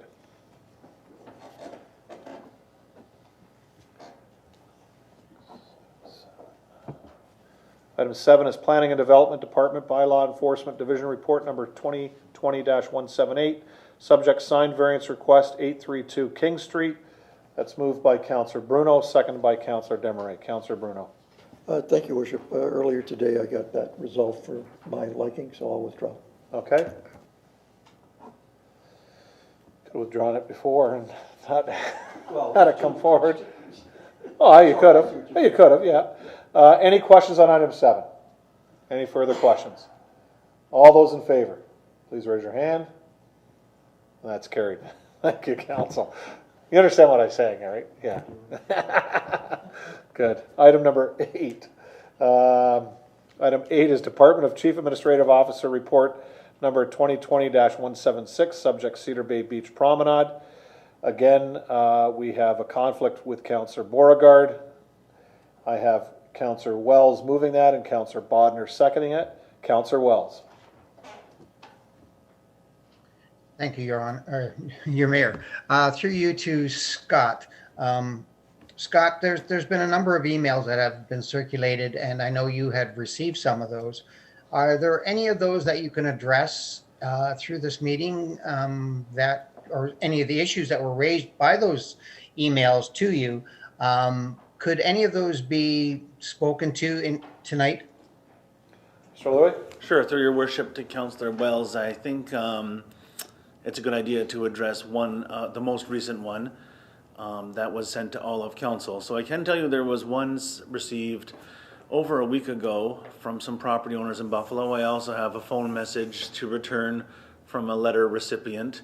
So the staff report that's before council mentions, and for those who haven't read it all the way to the end, viewers on TV and so on, registered letters were sent to property owners affected by the information that council had before them from legal advice that was received in a closed session. Those registered letters are now in most homeowners' hands, and we're starting to hear back a little bit from them. So the first one I passed on to our municipal solicitor, and they provided an answer. I forwarded that answer on to the emailer, and I haven't heard anything back since. I don't know if that means that they're satisfied or if they're still looking at interpreting what that message means. I don't think council was copied on that, and for that reason I didn't copy council on the reply, but I can share that with council upon request. Let me know in the office tomorrow. The most recent one was Saturday or Sunday of this week, or maybe even Friday, from a resident who heard us talking and received the letter from the city that says that as far as we know, the private property of the homeowners ends at the break wall between the, so I guess what would be their usually concrete poured wall at the end of their property before the sandy beach, that between the wall and the water. The particular person, and I think one person who didn't email us, asserts that they do in fact own 20 or 30 feet of sand that's sort of south of their break wall. I don't dispute that. The city doesn't dispute that, I don't think. I think that was probably a generalization based on an approximate number of feet or meters from the road, the property line of the road. So I don't have the survey here. I can't really hold it up for the cameras to see. But what the city was working on was a plan of subdivision that shows the north property line at Vimy Ridge Road of all of the properties, and then the sort of east and west property lines back to the south property line. And it shows a distance, and so if that distance is 200 feet or 190 feet, it is true that the person would own that amount, whether that's sand or whether that's the top of a break wall. So we are not in the business of trying to get anybody's property or extinguish anybody's private property rights. they absolutely do own what is reflected on their surveys. So I don't think there's a concern there. I hope there's not, to Councillor Wells's point. The second point raised by the emailer was, what about so the section that is immediately south of those property lines and north of the water, so this is the sandy beach, is privately owned by the estate of a woman who has passed away, not the city. So because that entire block is, and that person, before they passed away, in planning documents or land registry documents, gave permission for everyone who lives there to use it, including people who live north of the road. So people have beach wells, volleyball nets, lawn chairs and things that they leave out on the beach. And those things, the city doesn't regulate. We don't regulate permission for them. So for example, if a person wanted to ask somebody else to move their item, the city wouldn't intervene. We don't regulate damage to them. So for example, if somebody woke up to missing volleyball nets or a damaged beach well, the city wouldn't have a role in that. If a person felt that they had a claim against the city for damages, they could definitely put us on notice that they intend to seek those damages from the city. But we would argue that that's not our property and that we have not been a party to any of the activity that takes place on that beach. So I tend to think that people have a responsibility, and I think the city's position is to secure their private property, and that is to call the police if there's trespassing, to take their things in at night for safety and so on. People may, in fact, own 20 or 30 or 50 feet south of the wall of their own property. And the last thing I think is that if there's any kind of legal claims to that individual parcel of land, that those residents would have to, I guess, identify. I have some wording from our municipal solicitor, but it's basically that it is their right to pursue that, but they wouldn't be pursuing it from the city because, again, the current owner is a deceased individual. So that's what I will say about those emails, Mr. Mayor. Okay, Councillor Wells? Thank you, Scott. There was one other thing I think is important to reiterate, and that is one of the conditions is that they could utilize that promenade for recreational purposes. And there is a misunderstanding, I believe, with some of the people that promenade is only to be used for a walkway, if you will. So I think it's important that we make sure everybody understands that the owner of that property requested that users of that be able to use it for recreational purposes. And I think that lends to some of the issues that we see with that promenade as to what is defined as recreational, such as riding a bicycle down it or walking their dogs down it, pitching a tent on it, or anything that one might consider recreational, even to the point of using an ATV on that property could be considered recreational. So I think it's very important that the residents in that area that are raising some issues about it understand that it's also the owner also wants it to be able to be used for recreational purposes. Sure, I can speak to that. Yep, Mr. Liu? So, through your worship to Councillor Wells and really just backing what Councillor Wells said, and I'm trying to find wording in here that would help council and the public to understand this. Bear with me for one moment. So it says here that, and I haven't found it exactly. The letter, the wording on the survey that provides access to these residents says that the right-of-way can be used as a recreation ground. This is different than normal rights-of-way. So in Port Colborne, Fort Erie, Wainfleet, Dunnville, all the way, anywhere there's waterfront, a lot of times people have a right-of-way. And the right-of-way is usually for someone who doesn't have lake access to get to the lake, either a way of crossing over private property to get to the eventual lake, or to actually access the beach and walk along it. And many, many times that's in dispute. what the extent of the right is. Some people say it's a rite of passage only, doesn't allow you to throw down a blanket in a cooler and stay for the whole day. Our legal advice from the city's legal solicitor is that this right to use as a recreation ground is in fact that. The right for the people who are named on the survey to, or identified on the survey, to actually stay and kick a ball or lay down a blanket or put an umbrella in the sand. It's not just a rite of passage, it's beyond that. And I think that it's good that Councillor Wells has mentioned that. The person who wrote the email said they were of the impression that it was only the rite of passage. Our legal advice is that it's beyond that. Councillor Walls? Thank you. That's all I have. Thank you, Councillor Walls. Councillor Bodnar? Thank you, Mr. Mayor. I see that the recommendation on here is to receive this for information, but I'd like to request from council that we consider compiling all of the questions that we're going to get, that we continue to get, and we will, because there's a number of American people that own those lots. I had a call today from somebody that was trying to help them out. They aren't really computer literate. They either don't have or don't want to have access to our council meetings and that. So I think when and if they get the opportunity to come back to their homes here, that they'll have questions and want to get caught up on this. So I wonder if we could compile those questions, have staff, because they'll continue to get them. And I think, by the way, the best place to send your questions is to staff. You can copy counselors on it. That's great, because we'd like to see what's going on.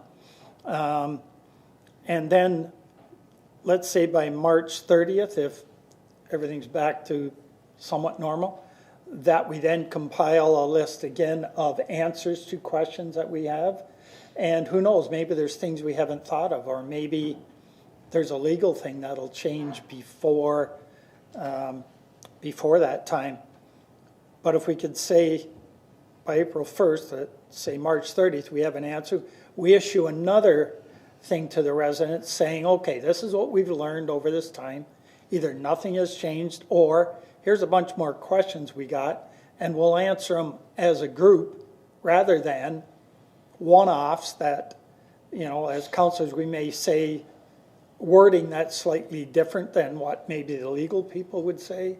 I think it's better if we just have it as a one-off thing, say, before the summer starts for sure.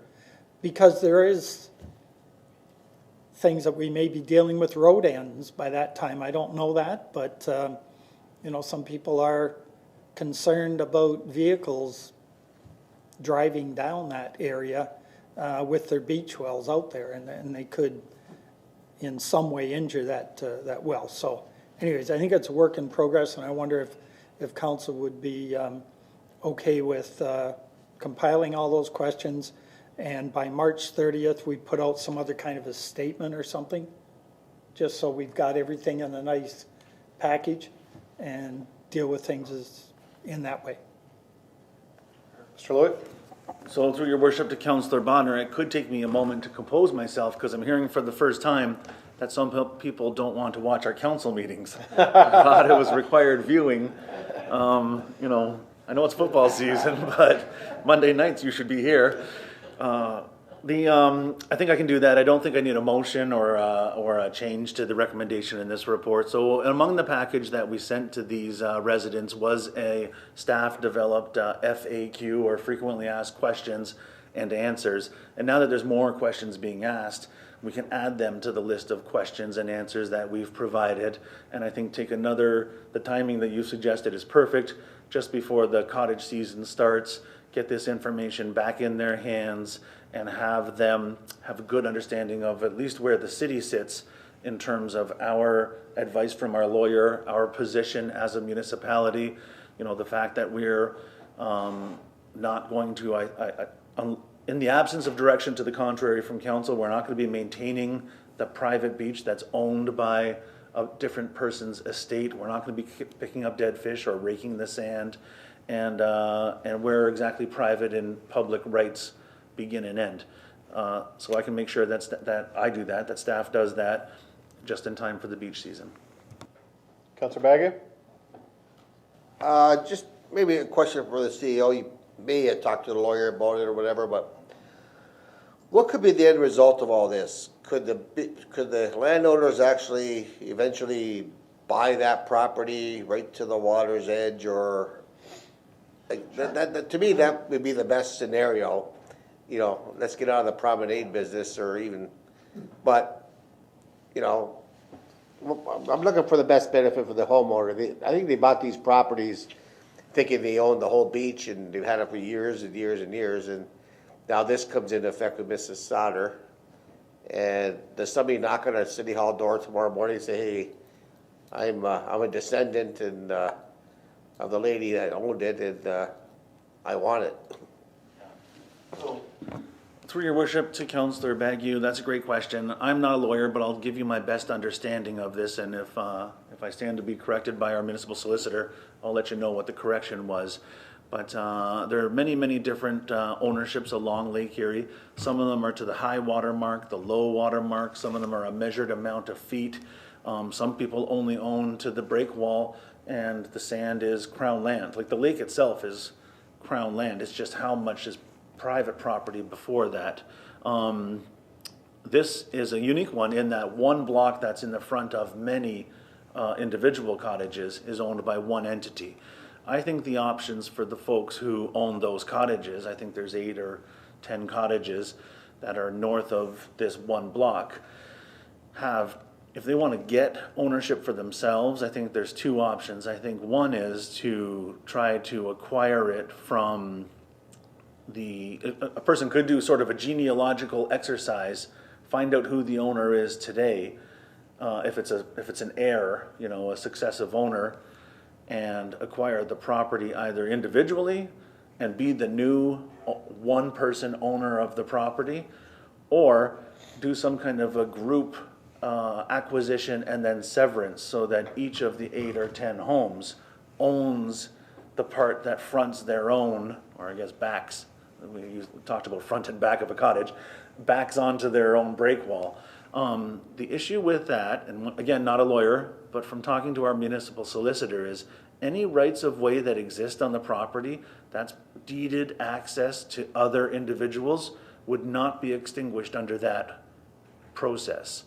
So if a property owner was to acquire something that squares up their land and goes all the way to the water, if people across the road or users of Cedar Bay Beach Park, Centennial Beach Park, have deeded access, they will continue to have deeded access even though that person has acquired the frontage.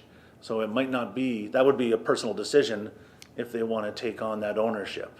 So that's the best. The other option, staff are not in favor of this, staff have not recommended this, but council can, as it's sometimes councils wish to do, could make a different decision, is the city could operate this as if we owned it. The municipal solicitor, Mr. Maloney from Sullivan Manny, told us the reasons why he didn't recommend that.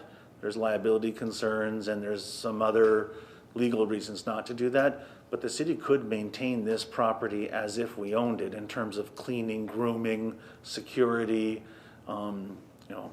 litter is part of cleaning and so on, but it was the law firm's advice not to do that. Councilor? Questions? Councilor Bodden, you had your hand up again? I was afraid Mr. Louis wasn't going to tell you the other part of the story about the people on the back property that have rights to use that. So, and I'm glad he filled that in, because that's an important, because it was a subdivision, and I believe anybody that bought property there got the full information, so they know that people on the back side of Emmy Road can also use that. Now they've learned that people that use the park can also use it. So anyways, thank you for telling the whole story, Mr.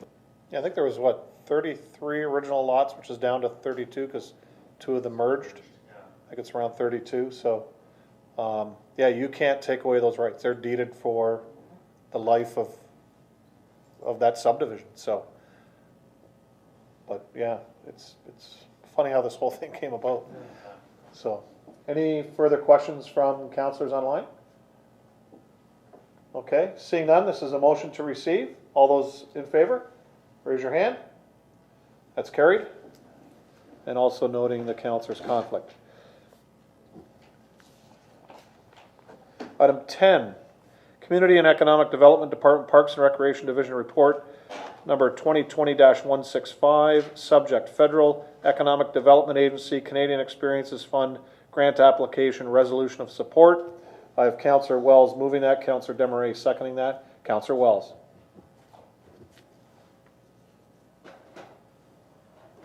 Thank you, Mayor. I have one question, and it would be to Ashley. And it would be, after reading the report, there was a general description of what the money is going to be used for, or the grant funds are going to be used for, such as the washrooms, portable washrooms, infrastructure, and some lighting and Wi-Fi improvements at H.H. Knoll Park. But that was sort of general. I was wondering if Ashley could provide a little more detail as to what we would be seeing that money being used for. Thank you. Ms. Gregg? Thank you, Mr. Mayor, and through you to Councillor Wells. Yes, the description in the report is a little bit general. At this point in time, staff have been advised by the granting agency that alternative uses for the funds can be accommodated. As a result, staff are now in the process of looking to maximize the value of those funds, including and specifically Wi-Fi improvements at the marina and potentially at H.H. Knoll Park. So at this point in time, we've had, and thank you to the city's treasurer and the engineering and operations department as well. We are in IT, I'd be remiss in mentioning them, but we have all been meeting and having conversations with NRBN and having some exploratory discussions about what may be accommodated there in order to improve the Wi-Fi services to the marina and at this point in time. So that's the plan of action at this point, and staff would be very happy to report back as those discussions continue to provide further details. Councillor? Thanks, Ashley. Thank you. Any further questions? All those in favor, please raise your hand. That's carried. Item 11, Corporate Services Department Financial Services Division Report number 2020-168, subject revised 2021 levy budget. I have Councillor Bruno and Councillor Wells moving that. Councillor Bruno. Thank you, Worship. I raised this item, one, to thank Director Bowles and his staff and everyone involved in a great job introducing this first budget Mr. Bowles has presented. It was very well received. The balancing of our needs and the cost to the taxpayer was well stated. I don't know if Mr. Bowles would like to, or Mr. Louie, elaborate on it, and then I have a question. Mr. Bowles? Through you, Mayor, to the rest of council, you will see the revised report. We have updated with council's direction. I'd be, I guess, remiss to, if I didn't point out, we didn't do a perfect job updating it. We actually left the information technology analyst and the environmental coordinator as not being included in the budget on, I think, your page 57 of your agenda package. That was done in error because obviously with council's direction, we did include that. So I do feel obligated to point that out to council, that that was a typo and should be removed. Councillor? Thank you. I'm going to be calling for a recorded vote on this. Prior to that, through you to Mr. Bowles, if you could perhaps then enunciate what the total increase would be. My question is, because this is uncharted territory for us being done so early, I wondered if you have the region and education taxes in, or if you expect them in shortly, because the question really is, for the first time, will there still be an interim tax bill, or will you have all the numbers so that taxes will be apportioned quarterly and would be sent out given the early completion of this? Mr. Bowles? Yeah, through the mayor to council, we still have an interim tax bill. We still need to get the education tax.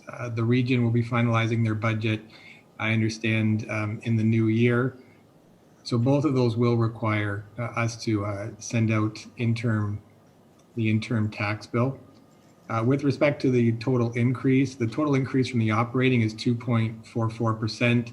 And what was approved previously was a 1% increase for capital assets to make up some room on the infrastructure gap.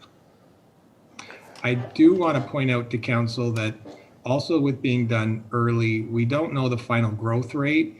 The numbers that we're being told from MPAC right now suggest that the city's assessment growth, remember that's new people coming on the assessment that didn't have necessarily a property being valued before, is potentially greater than we originally thought. We may be above 1%. And if that is the case, when we finalize the tax rate in the new year, once we have the business education or the education and we have the region of Niagara tax rates, we may see a small reduction to this number.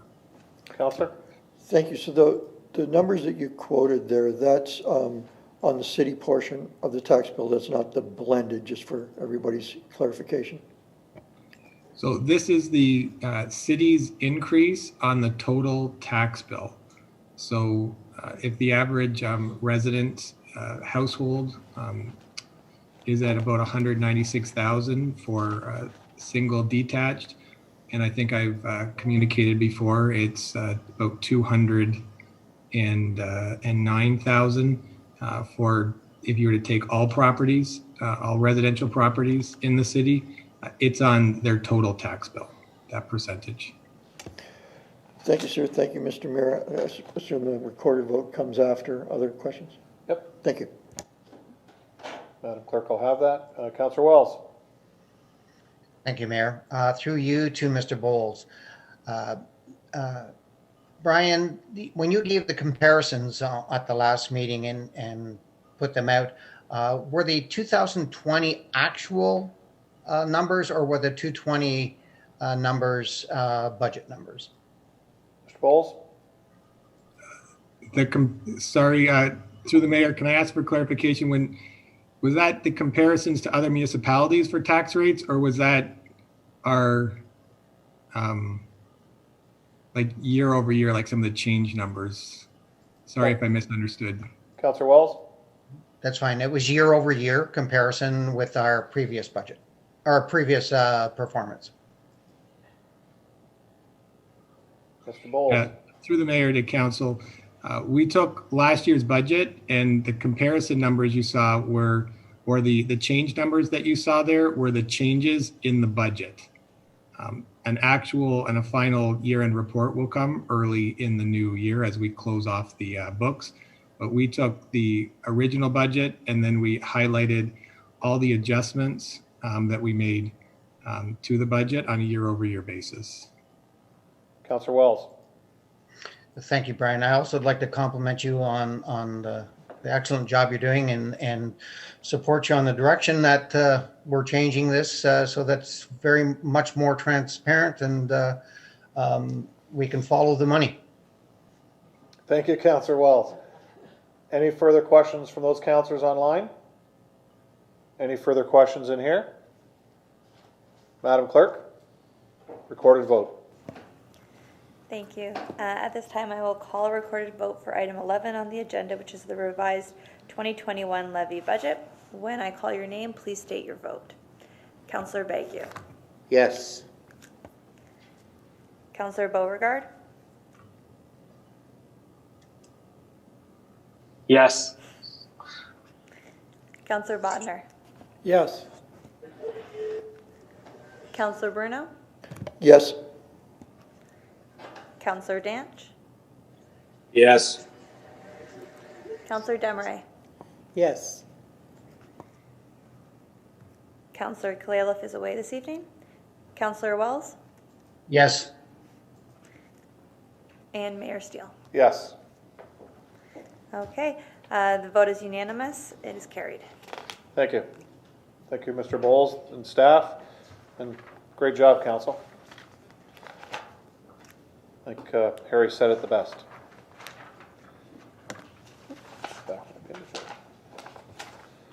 That's done. Item 14, Niagara Peninsula Conservation Authority, changes to Conservation Authorities Act and Conservation Authority's role in land use planning. I have Councillor Wells, moved by Councillor Demaray.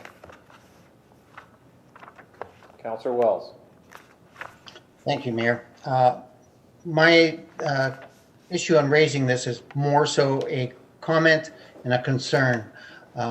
We need to maintain the authority, and we need the Conservation Authority as experts to support us in maintaining our cultural, our heritage, our environmental assets that we have. I would firmly request that we support the region and the Niagara in regards to requesting or the government to extract Section 6 out of that proposal on Bill 229.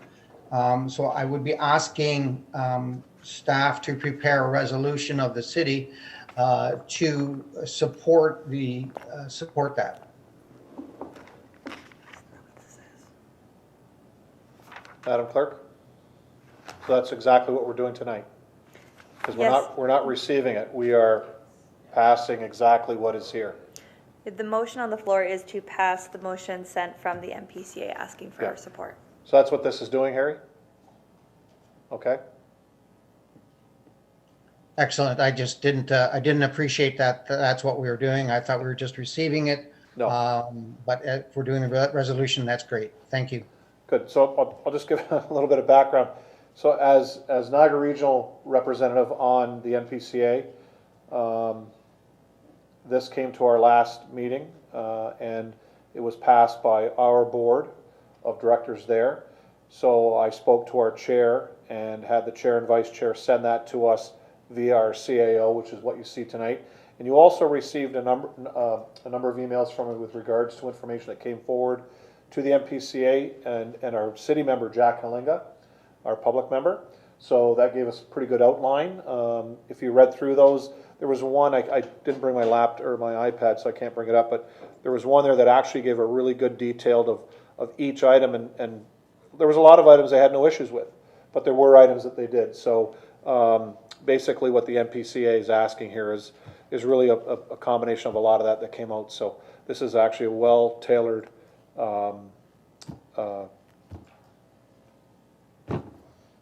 resolution, I guess you want to call it.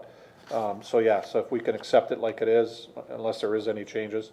But that's how this came about, and I asked the clerk to bring it forward. So thank you, Councillor Wells. I had Councillor Damaris. Thank you, Mr. Mayor. Through you, I had lifted this for the purposes of making sure that we did move it and support it because it wasn't clear the way it was included in the package. The motion was written out, but there was no actual recommendation. So I wanted to make sure that we did that because this is very important, and I would agree with everything Councillor Wells said as well. And we need to support the Conservation Authority in this. So that is all I wanted to do. Okay, Councillor Bagu. Thank you, Mayor. Basically, pretty well the same for me. I just wanted to know where it came from. It came from the board and direction, so I greatly appreciate that. The one thing I do have concerns about is the Ontario government overriding the conservation authorities and the municipalities for putting in subdivisions over wetlands. I know they had a big, I guess, controversy, and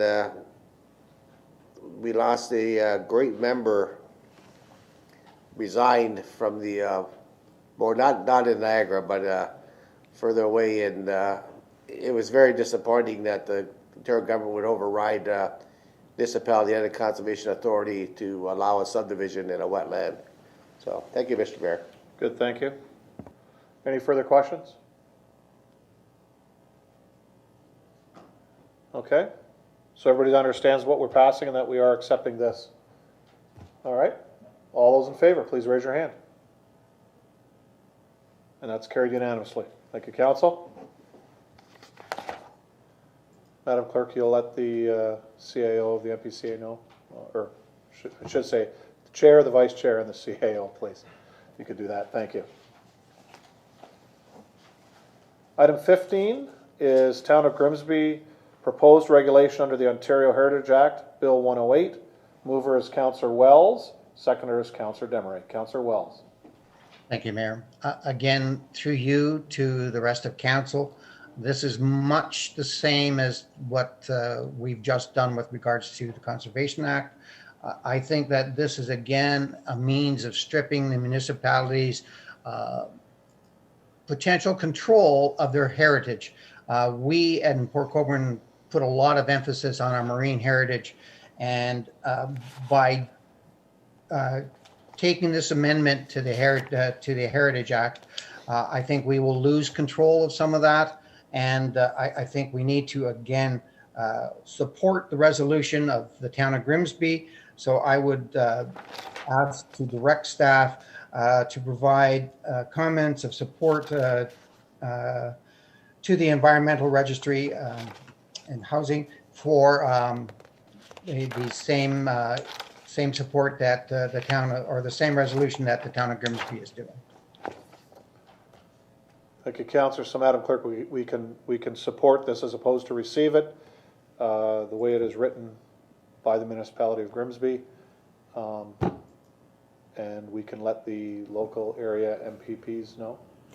Yes, just to clarify the process, so when you support something rather than receive it, we will send a letter to the person who sent us the letter saying that the council supports it, but everybody in the resolution that they also send a letter to will send a letter to as well, so all those political appointees as well.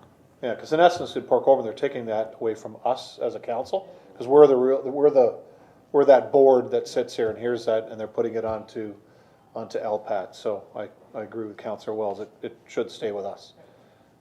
So everybody understands that we are going to support the recommendations of Grimsby in their resolution, and it'll get sent to all the people that they were going to send it to.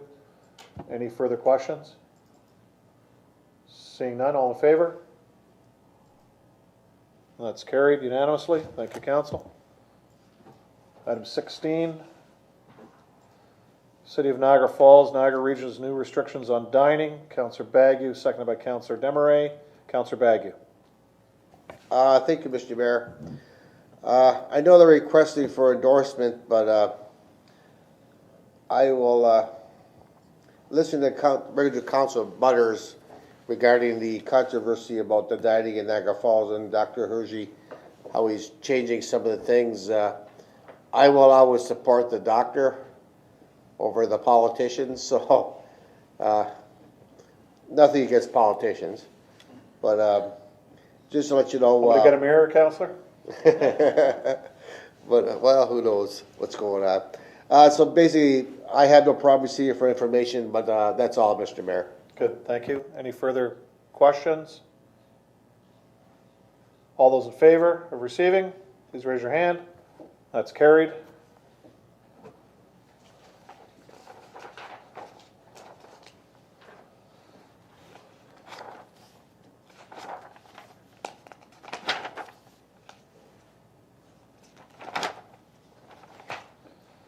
There are no proclamations this evening.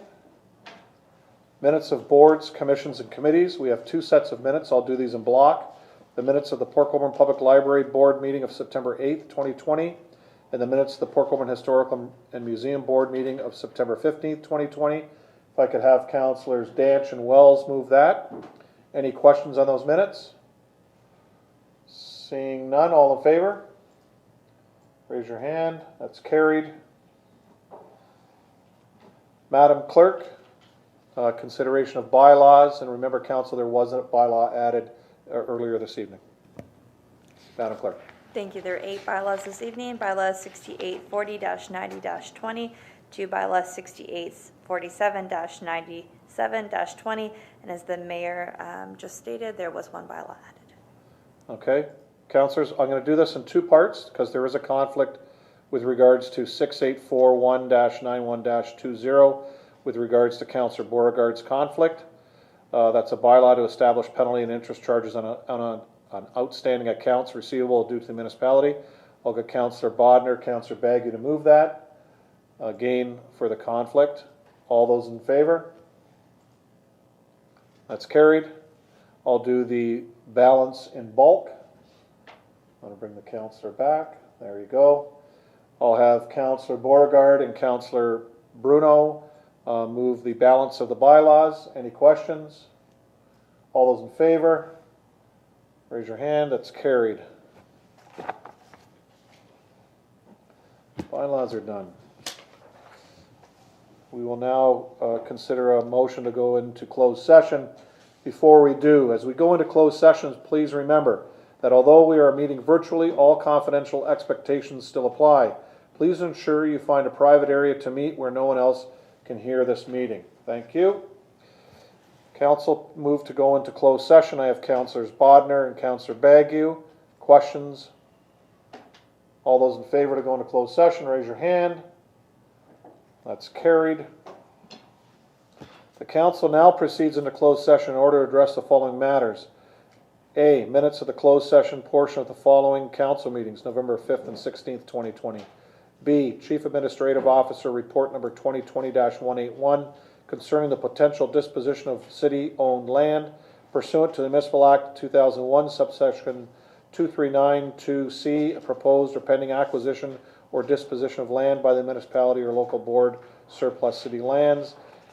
And item C, Chief Administrative Officer Report number 2020-180 concerning the potential disposition of city-owned land pursuant to the Municipal Act 2001, subsection 2392C, a proposed or pending acquisition or disposition of land by the municipality or local board, Seaway Lands. Are there any disclosures of interest at this time? There are none. We will now move into closed session, and we thank everyone for watching our meeting via our friends from WeeStream. Thank you. Have a good evening.